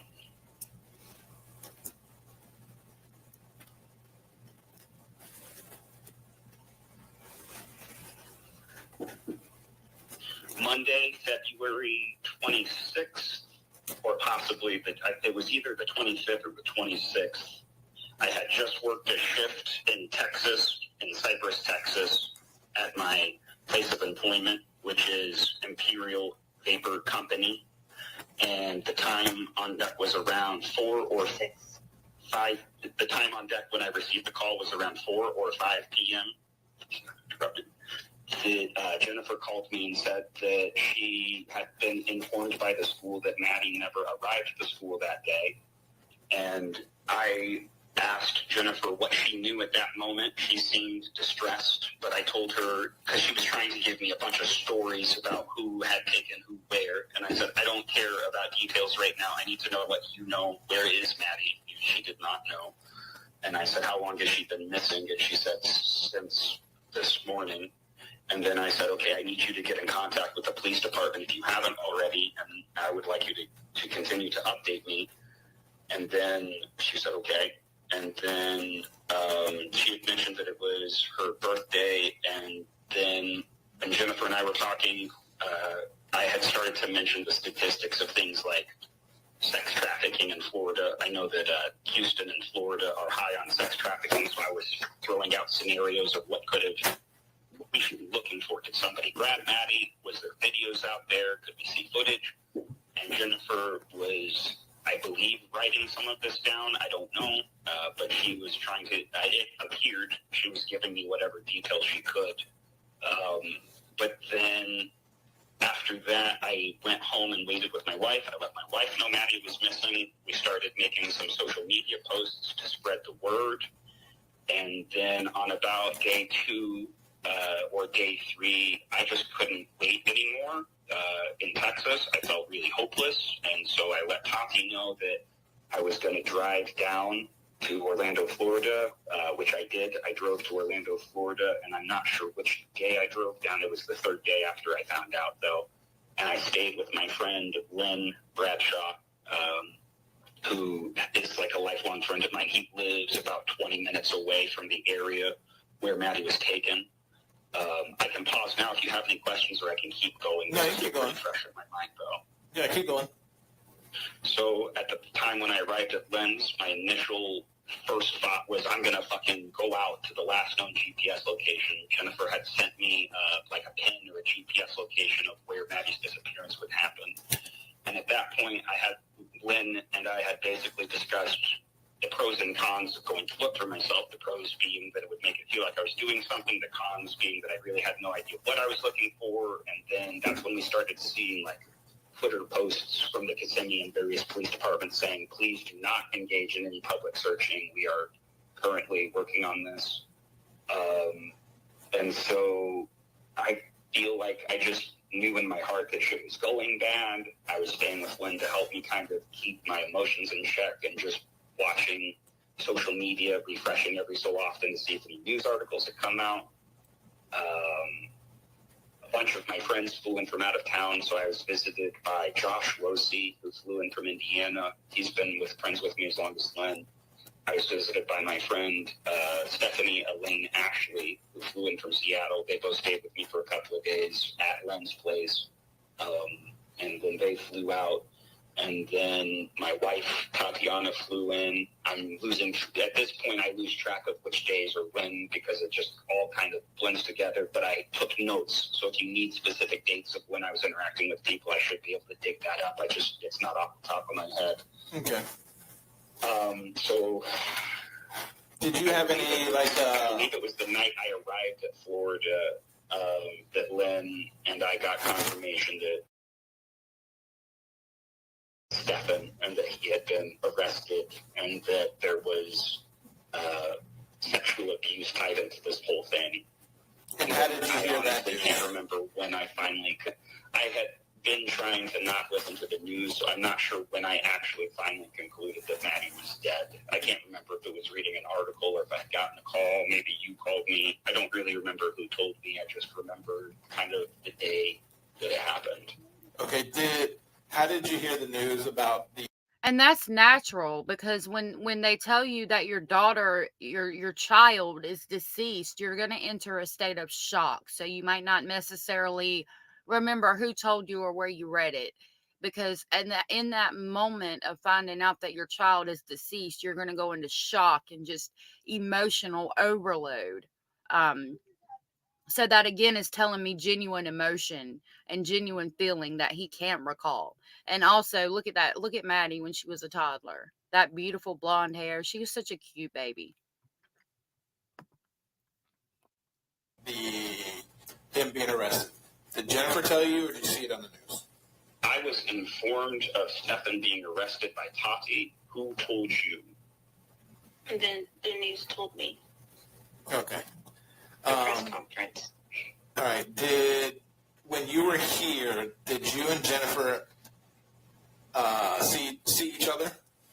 The only time I saw Jennifer was when I made an appearance for, I'm not sure if it was an official funeral, but I have pictures from the location and the name of the funeral house. It was a funeral house. They say that Maddie is going to be cremated in the next couple of weeks, but there was a closed casket that Jennifer's family was there, and I arrived with my separate party.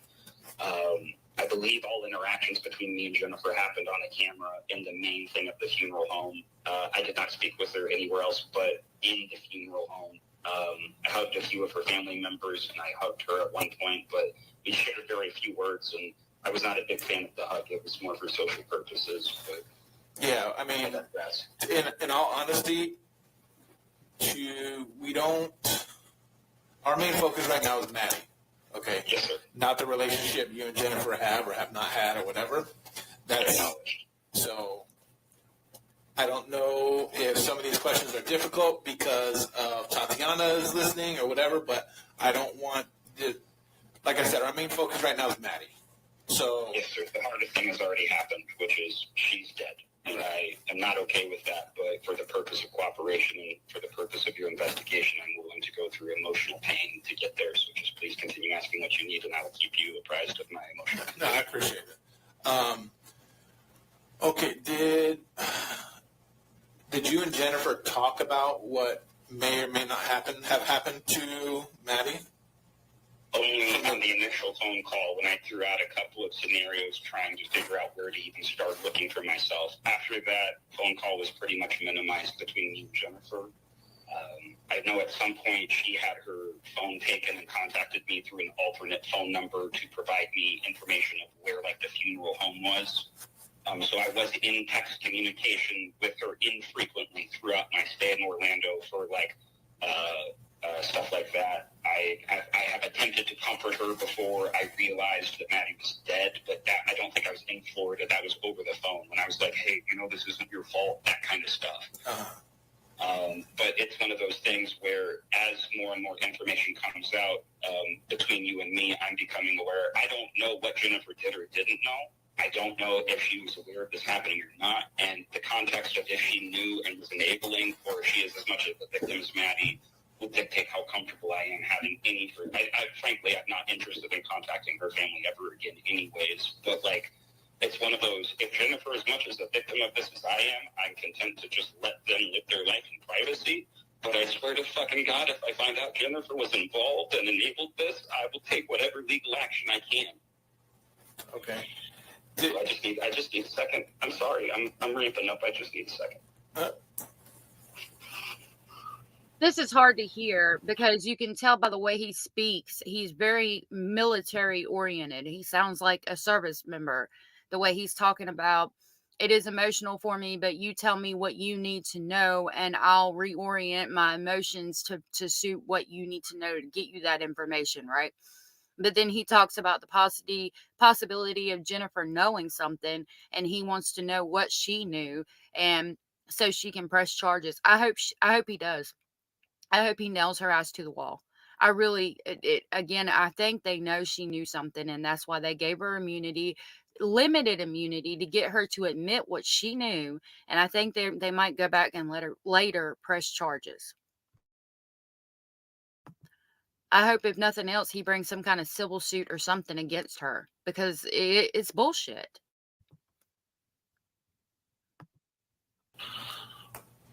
Okay, I'm sorry. That's okay. Do you think it was normal for Jennifer to call you when she went missing? Or did that seem kind of out of the blue because you guys haven't had much communication? Jennifer almost never tells me anything. I think the only reason she told me is because she realized that I was going to find out eventually. Okay. But I can't confirm or deny that. That's just me speculating.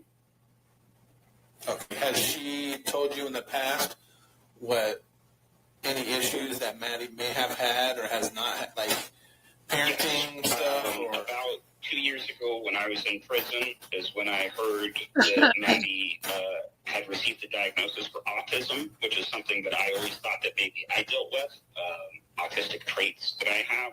And the short version of the story here is I believe my daughter did not have autism, and I believe I don't have autism. I believe we have autistic traits that are symptoms of PTSD. That's interesting. I'm sorry, I didn't realize I was not muted and clear in my throat, and I didn't catch this redaction. And realizing. But that's interesting. He thinks that she has autistic traits as a result of PTSD. And the PTSD I'm assuming, would have started when Stephen entered her life.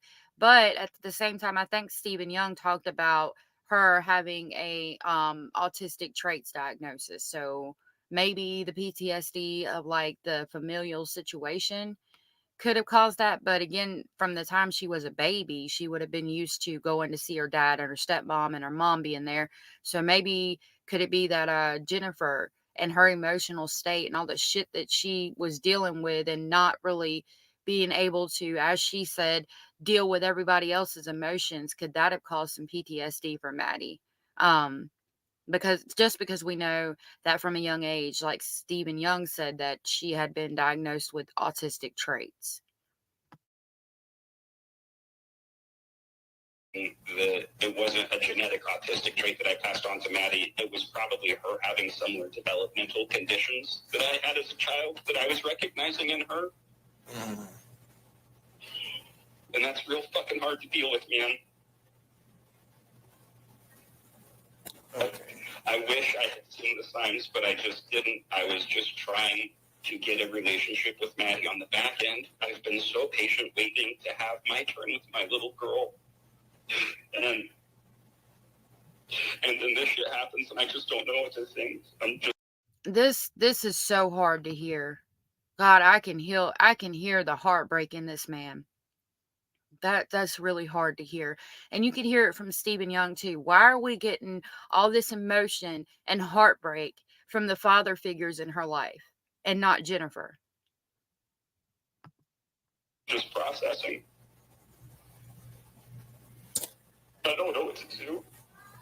I don't know what to do. Have you ever met Jennifer's boyfriend, Stefan? I don't think so. I think I've only ever seen pictures of him on Instagram. I'm trying to remember that.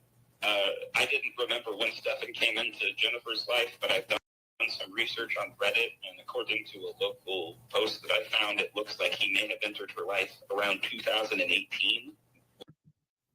So the police, when he's crying, is like, I just don't know how to deal with it. They're like, all right, yep, let me cut that right off and just stop the emotional here and start asking you more questions. I find that amusing, but I don't know if they did it to try to move on and help him not have to think about what's making him upset, or they're just trying to push through the interview to get more information. Or if it's hard for them to hear and they might get emotional too and they have to remain professional for their job. All possibilities. Which I would have still been in Kansas at that time. I do remember talking to Jennifer about Stefan and being like, hey, I'm low-key uncomfortable with you just bringing a guy around my kid. But that was one of those things where it's like, I didn't really feel like I had a choice. I didn't really feel like I had to say. Jennifer always seemed pretty comfortable with Stefan. I knew he was a biomechanical engineer from what Jennifer told me, which always weirded me out on what the fuck would a biomechanical engineer want with Jennifer. Like, I'm not saying she's a... What? Stefan Stearns, the unemployed temper tantrum throwing spoiled ass rich kid, is a biochemical engineer or whatever engineer. Like, just blatant lies. What the hell? I don't think that Stefan Stearns would even know where to begin in that field. He probably couldn't even pick up the pencil to even start working on engineering a damn thing. That man ain't engineering anything but the next card game and tabletop game he wants to play. That blows my mind that Jennifer Soto lied to this man, a biochemical engineer. Are you fucking serious? Like, let me think of the most high-paying, most respectable job ever. And, yep, that's what he does. Are you serious? A bullshit. Terrible person, but I just didn't see what traits of her would attract somebody like that. And so I do have a working theory with what I think happened. I am aware that this is all speculation, but if you'd like to hear that, I will share with you what I suspect may have happened. Okay. What do you think happened? So the only thing that makes sense to me at this point is I've heard stories that possibly Stefan had stabbed somebody when he was 14 and that his dad had moved him across country. I've heard an article that maybe a former roommate had seen on Stefan's computer and that Stefan's mother had paid off the roommate. I don't know the veracity of those things, but those... Oh, I remember this now. Yeah, so his mom is high up in the military, and I heard about him getting in trouble before in the beginning, and she supposedly paid off the shit so that it wouldn't be on his record. So he just said that he heard of Stefan attacking somebody when he was 14 and like in a sexual manner, I'm assuming, and his family picking up and moving across country to protect him, and that a roommate saw sexual child CSA or sexual assault of a child images on his computer, and again mom steps in and pays off that person.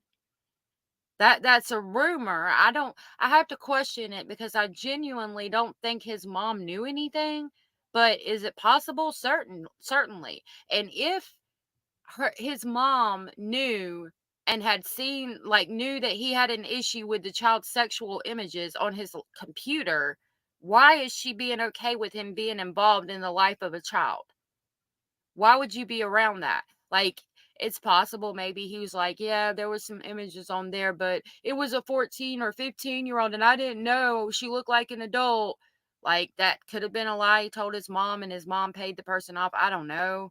But that if it's true that his mom paid the roommate off because of child sexual assault images on the computer, and you're pushing all this shit under the rug, why are you not concerned when he gets in a relationship with a woman who has a child? Like, that would immediately, no, this has got to end. And he lived with his parents when he wasn't living with Jennifer, so they could have put a stop to it. They could have cut him off from the money, all of that stuff. Or maybe is that why they didn't want him to be in a relationship with Jen? Is it possibly not because of all the medications? Is it because they were concerned about things like that?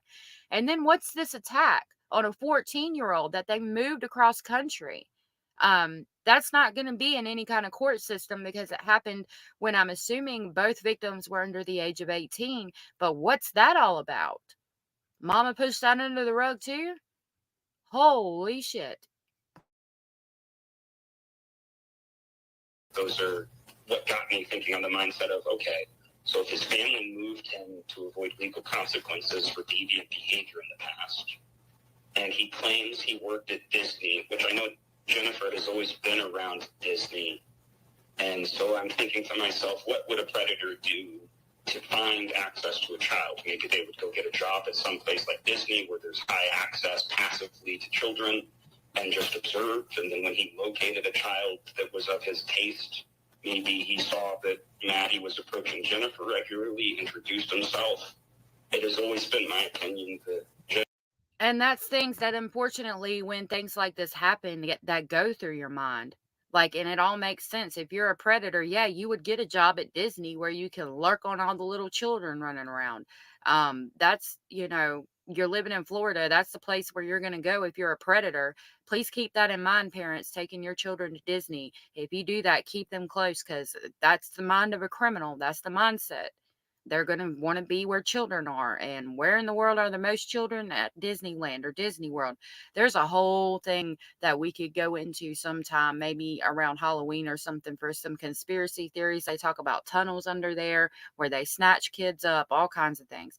But anyway, back to this. And then you're going to locate somebody with a child, somebody that's withdrawn and not emotionally there, not present, not somebody that you could easily manipulate and control, like Jennifer Soto. And he saw Madeline. When he saw Madeline, she was young, 5, 6, 7 years old. And he could see that Jennifer was just he could easily manipulate her when she was even awake because of all the mental health medication she was on. That's what a predator's going to do. Jennifer has not been as attentive of a mother as I would like. I feel like my daughter got passed around Jennifer's family for things like daycare quite often, and that whenever I wanted to get into contact with Maddie, it was difficult because I never knew when she was going to be home or available.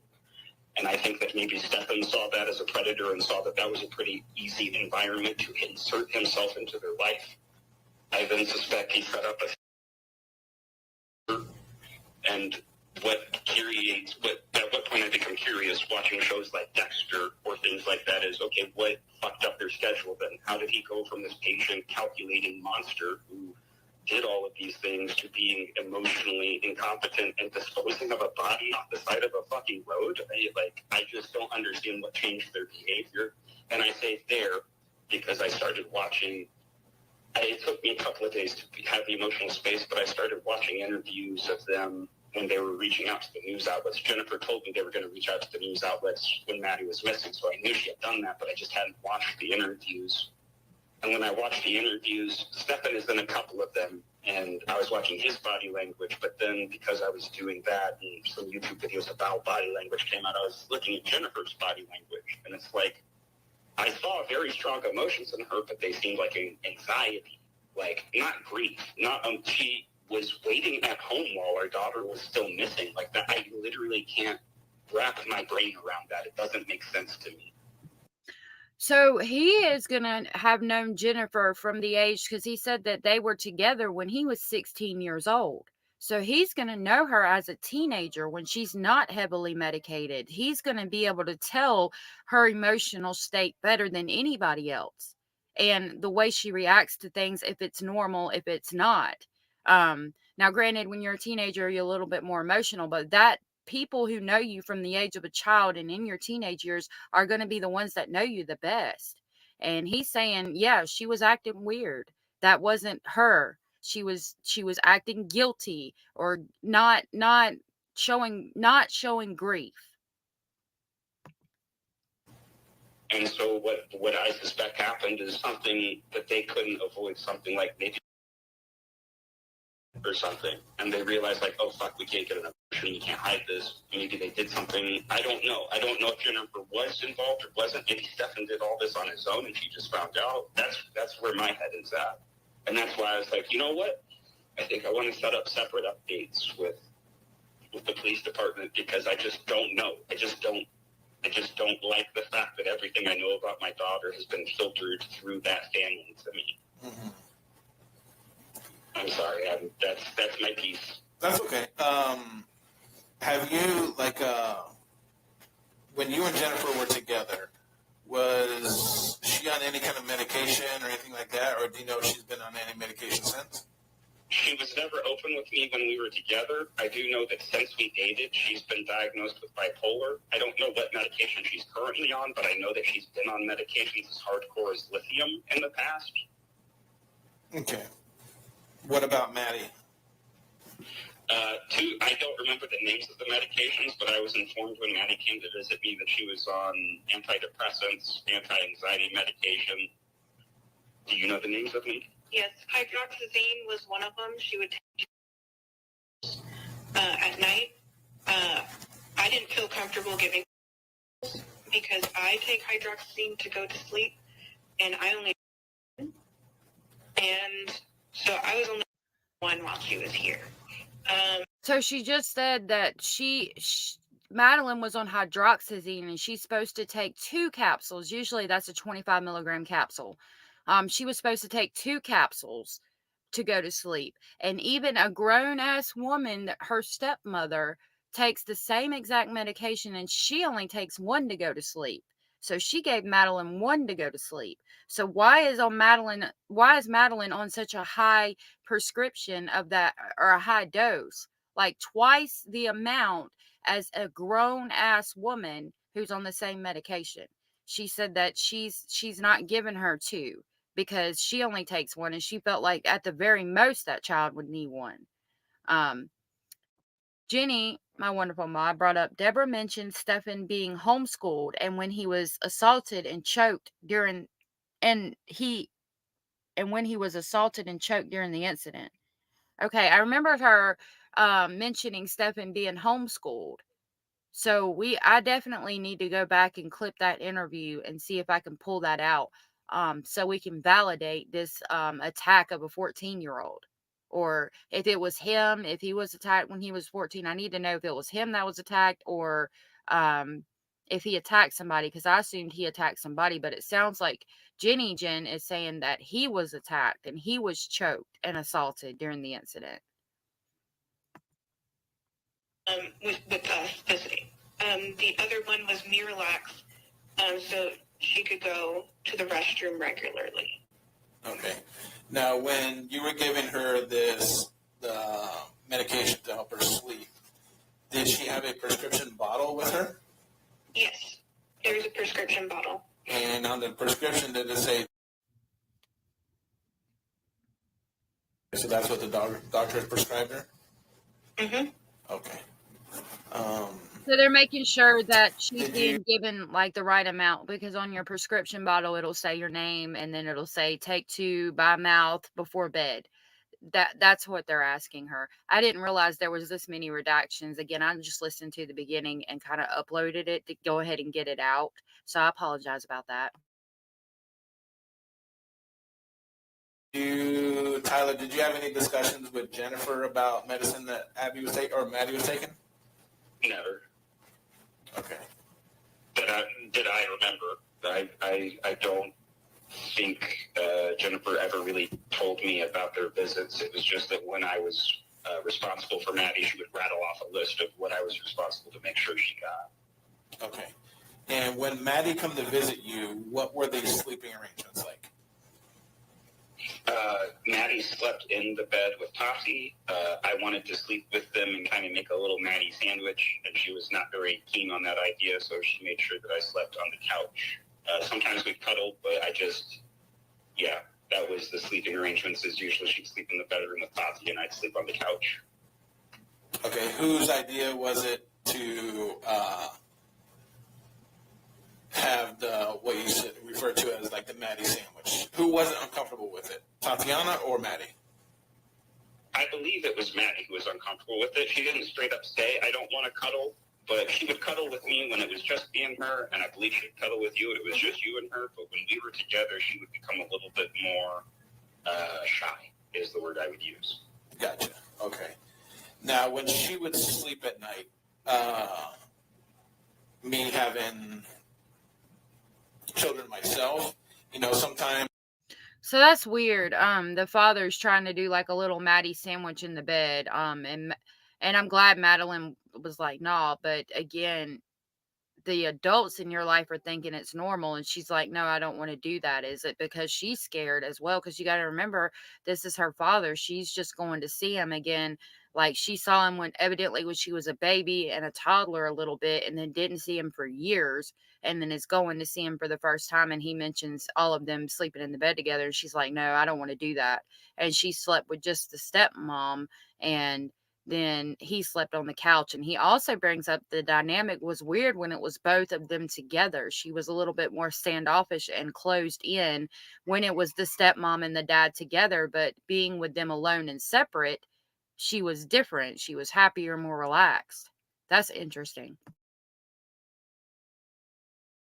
Sometimes children, they kind of flop all over the place when they're sleeping. Did you notice anything like that with Maddie? Yes, I will say I also sleep like that, and Tati had commented on how Maddie sleeps just like me. I very much thrash a lot, and Maddie was a kicker and a mover and a thrasher. Okay, did it seem like she got good night's sleep, or she was up and down? She, once I gave her the medicine, she was fine. Like, she would go to sleep. Without the medication, she was more like me, though, where insomnia would set in, and in the evening, our emotions would. She literally told me one night, I'm so sorry, my medication is wearing off. I'm having big mood swings. They're crazy. And so, yeah, I'd wake up with, an elbow in my face.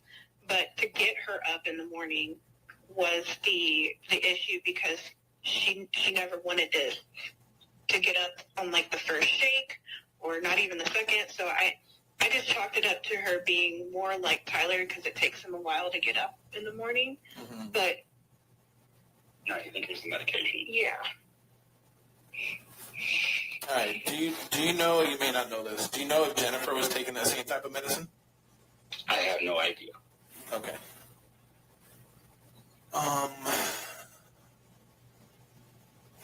Did she talk about her relationship with Jen and her relationship with Stefan? I asked her if her mother and Stephen were still together, and she says, no, they're not together. She, loved her mom, mm-hmm. because, every time I would, make, a little bit of a snarky comment, she would, correct me and say, everybody's beautiful in their own way. And we never really talked about Stephen when she was around, just to say that they weren't together. How was her demeanor when she answered that? It was well, they're not together, whatever. Just... Would you call that, dismissive? Dismissive, yeah. Okay, so upset or, angry, or just kind of, how would you... What kind of emotional reaction did she seem? Did she seem like she was uncomfortable? Did she seem, how did she seem to you? She just seemed like she was just casually talking to me. It wasn't a angry emotion or anything like that.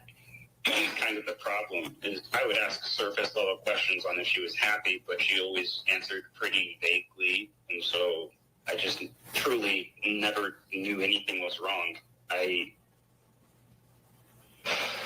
Yeah, sorry. Go ahead. I'm talking. I didn't mean to interrupt you. And of course, she's been trained from an extremely young age to not talk about what was going on. sad. She was just kind of like just dismissive, like we were just talking like, oh yeah, they're not together anymore, and I'm like, okay. I know hindsight is 2020, and you guys kind of only had a couple interactions with her yearly. But did you see any change in her personality over the last couple years? Do you anything that stands out? I felt like the last time we met in October was the only time we ever really saw each other, is how I would describe it. When I'm being metaphorical, when I say I saw her for the first time and she saw me for the first time, and we really felt like we connected. Other than that, it's always been like she hasn't felt like I'm sorry, this is just father talk, but it's like I've been watching her grow, but she hasn't felt like a whole person with her own questions and curiosity and motivations until the last time I saw her. Because she's dealing with so much. And we know the last time he saw her was right around the time that Stefan is like exiting the situation, either has exited or on the way out before he came back in. And she finally felt like she could be herself. All that stress, pain, anger, hurt was lifted off of her. And then Jen brings him right back in, and this happens. It's again devastating. She seemed like more an adult than a child, and it's not that it bothered me, it's just that it made me curious on what caused the sudden change in growth. Like, she went from being a silly little girl to being what I would describe as a Euphoria character, which Euphoria is a show all about kids who are dealing with crazy levels of trauma. You're referring to the show with I think her name is Zendaya. Zendaya, yes. Okay, so again, talking about just dealing with a lot of trauma and emotion. I thought that show was completely different. I'll be honest with you. But yeah, he's talking about how she's dealing, he can tell she's dealing with so much, but he can't really get her to talk about it. And yeah, I watched that show recently with my wife, and then when my daughter came to this, I couldn't stop thinking about that show. Just because I don't know how to explain it. These young girls have this 1,000-mile look on their face that I would expect out of like Vietnam veterans, not fucking little girls. Like, I'm not saying that there wasn't trauma there. I'm saying as a man who has experienced trauma, that's what confuses me, is how so many young girls have that look in their eyes of like. How often did you have contact with Maddie prior to October? How often? It was infrequent, unfortunately. I struggle with ADHD, and so did Maddie. And what that looks like for us is really bad time blindness and realizing you haven't talked to people for months and then reaching out awkwardly and trying to. I mean, I would text her. How often I've would you text her? Regular communication. And earlier in Maddie's life, Jennifer used to give me really big issues about that. And then I thought Jennifer was growing as a person because I couldn't tell you when, but sometime halfway through Maddie's life, Jennifer just became a lot less judgmental and mean about it. She was just like, hey, I get it. You have stuff going on. We have stuff going on. And so I felt like that was us getting close. I felt like that was Jennifer understanding us more at the time, but now I'm curious.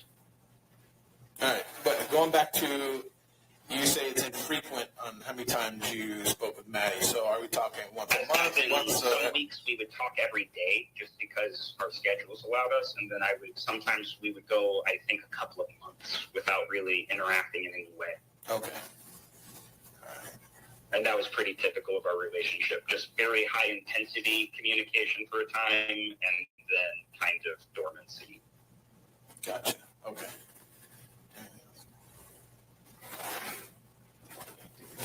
All right, so I will do my best to keep you abreast of this investigation. Whatever information I share with Jennifer, I will share with you. This is a pretty high-profile case, as you can tell by it's made national news and stuff like that. So the stuff that we release is going to be very minimal. And it's not to say anything against you and or Jennifer.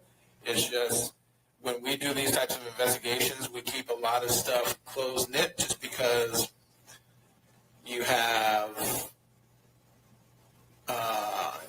if you want to quote unquote armchair quarterbacks that look into these things, then we don't need that happening.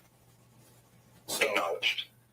I That's will. exactly why I stopped coming up with my own scenarios and wanted to reach out to you, as I realized I was myself joining in on the armchair quarterbacking, and that is very much not what we want to do in this situation. Yeah. So you may hear from me on a daily basis, or you may hear from, it may be a few days or a week or so before I contact you again. Okay? Completely understood, sir. Thank you. All right. Do you have any questions for us that we might be able to answer for you? Give me a minute to think. Sorry. You may ask whatever you have. Would it be possible if we could reach out to a victim service advocate? Yes, I will take your number down, and I will have our victim advocate reach out to you. Okay, because the press is kind of getting to the point where they're contacting us every day. So my question to you is, I was until recently physically in Orlando. I was originally going to try to make myself physically available to you guys, but frankly, the emotional weight was tearing up my friends' lives too. This is really heavy shit, and I'm just trying to take care of my family and myself. So my question to you is, do we need to be ready to come down there at some time, or are we trying to kind of make our way back to Texas at this point? I don't know what I should be doing in this case. Yeah, you can go back to Texas. If we need you, or if we need to become face-to-face with you to gather more information, something like that, we will make a trip out to see you. Okay, outstanding. In the meantime, would it be acceptable behavior if I were to, say, travel to visit my parents in Kansas, or is that something you would advise against at this time? No, absolutely. My parents haven't been able to come down to Florida to grieve with us, so that was kind of my, not this week, but in a month I intend to visit my parents in Kansas. Should that be acceptable? Yeah, absolutely. Okay. As for the press, I know you said the press has been contacting you. Once again, you're adults. I can't tell you what or what not to do. Only thing I can do. Anybody at this point in time, we'll talk with victims advocates and legal representation to figure out if that's in the case's best interest at any point. But I have no horse in this race. I'm content to just stay off of the pages and grieve in private. Okay, so what I would do though is any press that reaches out to you or something like that, if you do not want to talk to them, you can always defer them to our police department. And our public information officer will handle all those requests. I appreciate that. I will direct any further people that reach out through you guys. Okay. Is there a number, or in fact, if I was going to, what should I say when I'm directing them? Is there a number or an email I should give them? Just tell them no comment. You can contact the Kissimmee Police Department. That's all you got to say. No comment. Contact Kissimmee Police Department. Thank you so much. You got it. And I will be in touch with you, like I said, in the next few days. I'll probably reach back out to you. Outstanding. I appreciate that. All right. Yes, sir. Have a good afternoon. Thank you. You too. All right. We're going to conclude this interview at 2:42 p.m.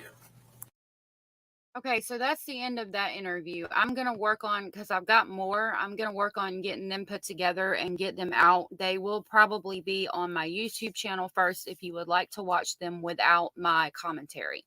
Again, I will always try to put interviews and things I have out on my channel first so that you have the ability to listen to them without my commentary.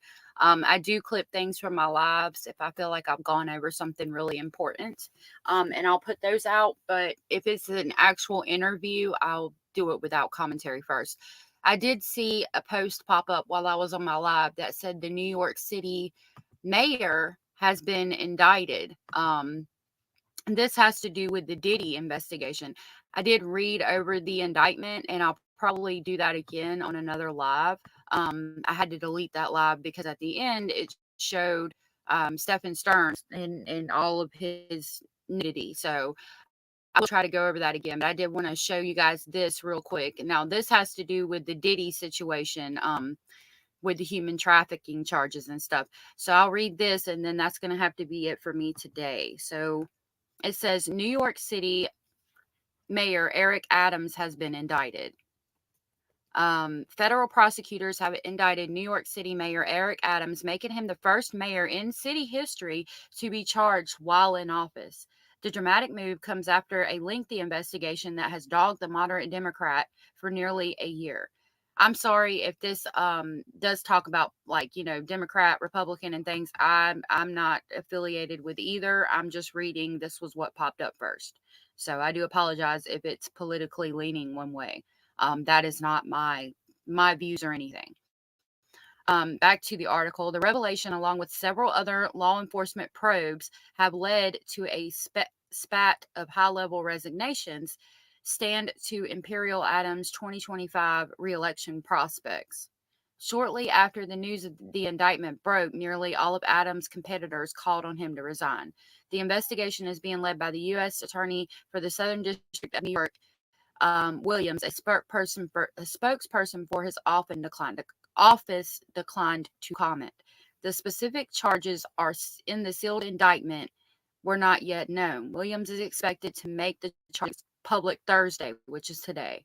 Adams huddled in with close aides, including former chief of staff, in the mayor's office residence of Gracie Mansion on Wednesday evening, figuring out how to respond to the monumental news, which was rumored for most of the day.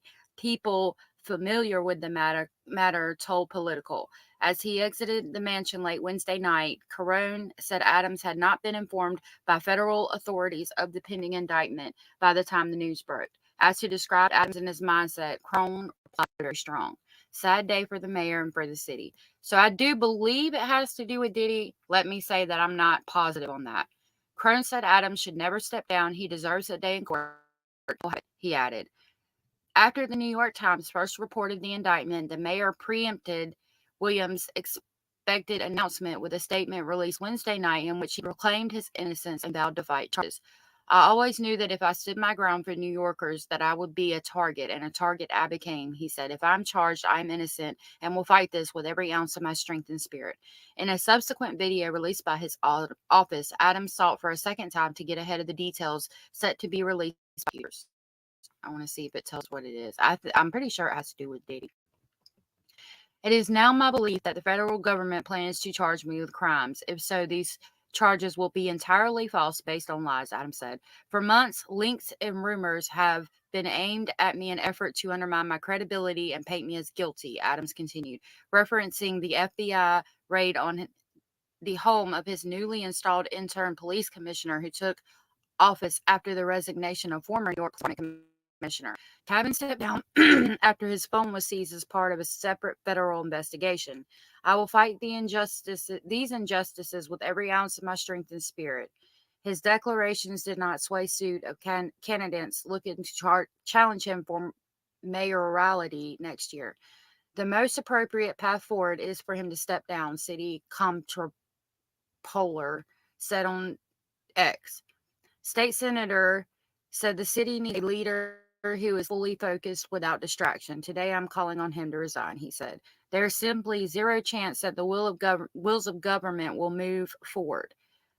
I'm going to go back and see what is in reference to the Diddy charges.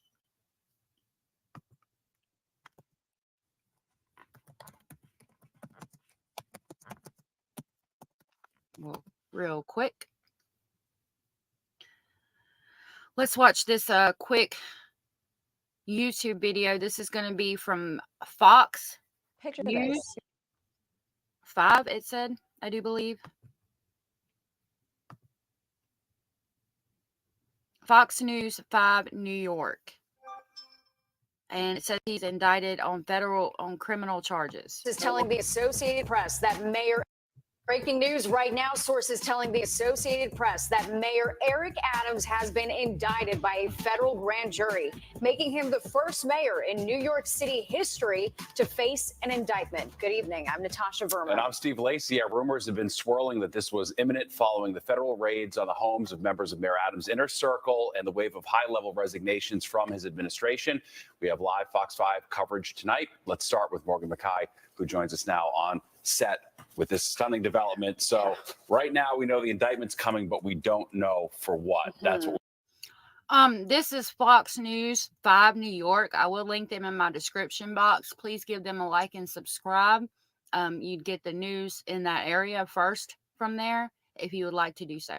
we find out tomorrow, I guess.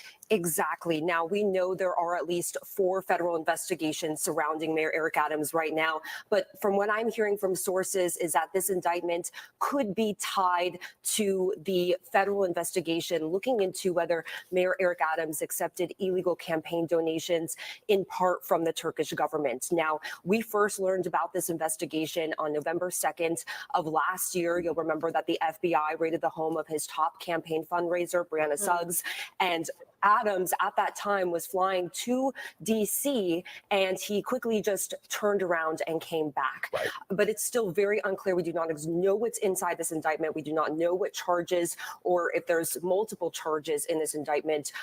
That indictment. So I thought it was Diddy related. I know there is a lawyer or a mayor in New York City that is related to the Diddy charges. And I'll tell you after we watch this where I saw that and whose page to go look at for that information, if you want to look into that. Indictment will be unsealed, I'm hearing, tomorrow morning. So we'll hopefully learn more there. But we just also recently found out as of this week that the federal investigators have broadened their search and have included other countries such as Israel, South Korea, Uzbekistan, Qatar, and China. Now, we know that Adams has traveled to China at least 7 times. He's traveled to Israel last year. He traveled to Qatar in 2022, I believe. And so he said he has also been to South Korea when he was a state senator. And as far as we know, he has not made a trip to Uzbekistan, but maybe there's something there. Maybe they just saw some sort of piece of information. It's also really unclear if this is tied to any of the other investigations, particularly looking at the NYPD Commissioner, Edward Caban. So we don't know the specifics, but at its face, I mean, this is a stunning development. I mean, it kicks off now in an indictment of a mayor for the first time in New York City. What happens next in the process with Mayor Adams? So this is huge. There's only 2 New York City mayors who have ever resigned in history. That was Jimmy Walker in 1932 and William O'Dyer in 1950. So right now, if Adams doesn't resign, the only person who can remove him from office is Governor Kathy Hochul. If he does decide to resign, then this kicks off a pretty quick process. So the public advocate, Jumaane Williams, would step in as acting mayor, and then they would have an election about within 80 days of when he steps in. And after that, all the candidates would come forward and it would be a ranked choice voting, and there would be no party affiliation. So it would be just an open election because there would be no primaries. Right. And we have heard a little bit from the mayor tonight, sort of previewing what we think is going to be his likely defense strategy, right? Exactly. We got a statement from the mayor, and he said, quote, "I always knew that if I stood my ground for New Yorkers, that I would be a target, and a target I became. If I am charged, I am innocent, and I will fight this with every ounce of my strength and spirit." Now, obviously, they're reading a little bit between the lines. Something that he's kind of been hinting at, and some people have said out loud, is that he believes in part that he has been targeted by the federal government because of his criticism of the Biden administration when it comes to the migrant crisis. He was one of the most open critics of Biden when it comes to migrant crisis, since New York City has seen over 200,000 migrants come to the city in just the past 2 years.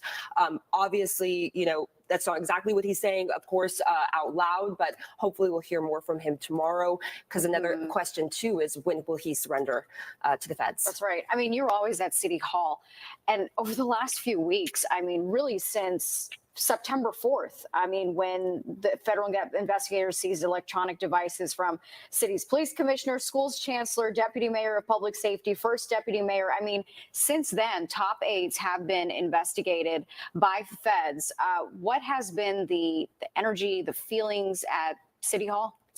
Right now, people have becoming growing increasingly frustrated with the distractions. And they say it's hard to do their job. It's even hard to communicate with the press about something that they want to talk about, some initiative that they want to do, because everyone is just talking about this right now. Now, since, in just the past hour, we have seen just an outpouring of people and lawmakers coming forward, calling on Adams to resign. I think at least 5 more lawmakers on top of the 8 that have already called on him to resign. AOC being one of them too. Exactly. Yeah. And so I know from one of my sources, they were saying that, there was possibly some indication maybe to her that this was coming down. Now, the House Minority Leader, Hakeem Jeffries, he kind of was defending Adams a little bit earlier today when he was asked, because he said, we need Eric Adams to be successful because he is the mayor of New York City. So I don't know if he'll have more comments after this indictment. We built a 7-figure business. Okay. So that's the information I found on that. If you're interested in that, it says that he'll be making a statement today at some point. So definitely look that up. I watch sometimes a YouTube channel called That Surprise Witness, or BJ Investigates. You could look up either one of those. And I know she talks about a mayor or a former mayor of New York City being involved in the Diddy situation. So that's why when I saw that pop up on my computer while we were live, I thought that could be related. I want to thank you for being here. Jenny Jen says it best. She says, thank you to the viewers. Thank you to those who joined us on the live chat. As always, thank you all to our lovely host. Thank you. Thank you, Abellis. Abellis says on the BBC website, it says it's bribery, soliciting foreign campaign donations, and wire fraud. Okay. Yes, Jenny Jen, thank you for being a good mod. Solistic Glow says he's being thrown under the bus by Democrats. He did not toe the line. Okay. Jenny Jen says, thank you, Abellis. Abellis says, it's bizarre and cray-cray to me that a city mayor solicited money from foreign nations. If that's what happened, I definitely agree. Abellis says, Jenny, you do a great job. And you do. She's the best mod ever. Solistic Glow says, again, all Congress is corrupt and do nothing unless they get money. Exactly. I couldn't agree with that statement more. But again, I want to state that I'm not affiliated with either side, and I'm not going to talk about political beliefs on this channel. If you want to find out why I thought it was related to Diddy, again, go check out That Surprise Witness or BJ Investigates. And Abellis, I think, is agreeing with Solistic Glow or somebody and says, yes, if that's what happened. Exactly.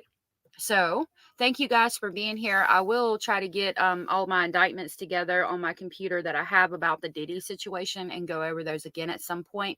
However, today I'm going to get all these interviews that I have together and get some more videos made and put out on my channel with no commentary. And then we'll go over it tomorrow with commentary. Thank you again for everybody that was here and everybody watching. If you're watching the replay, thank you. Thank you to my wonderful mod. If you feel compelled, please give me a like and subscribe. It helps me out. That's the only way that you can and help this channel. And that helps me out so much. Just getting this information out here for people who want to see it and want to know about it, to be able to see it and view it with no commentary or with commentary, just getting the information out so more people can see it.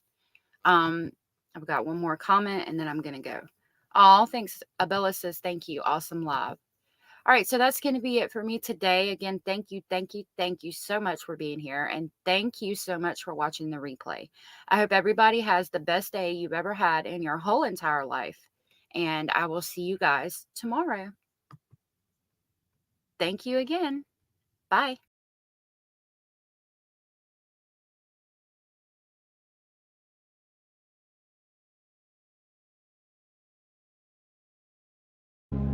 I need time, just a little more time. I need time.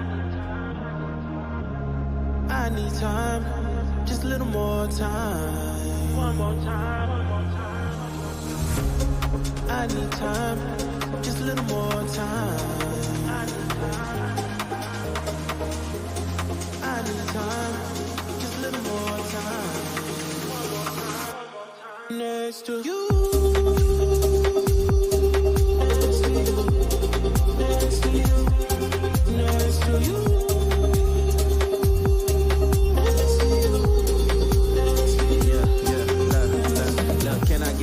you. Up in the middle with the night texting you. Skies looking clear for the night set for two. Gotta mix a Henny with the Sprite. Set the mood, set the mood, set the mood. Yeah, you're nice. You can have my heart, just name the price. Trying to get a grip, you became my vice. Need a piece of your love if you save the slice. Okay, should come around my way. I've been trying to make you bae. That's just something I should say. I'm like, okay, should come around my way. I've been trying to make you bae. That's just something I should say. And I'm like, I need time, just a little more time. I need time, just a little more time. Next to you.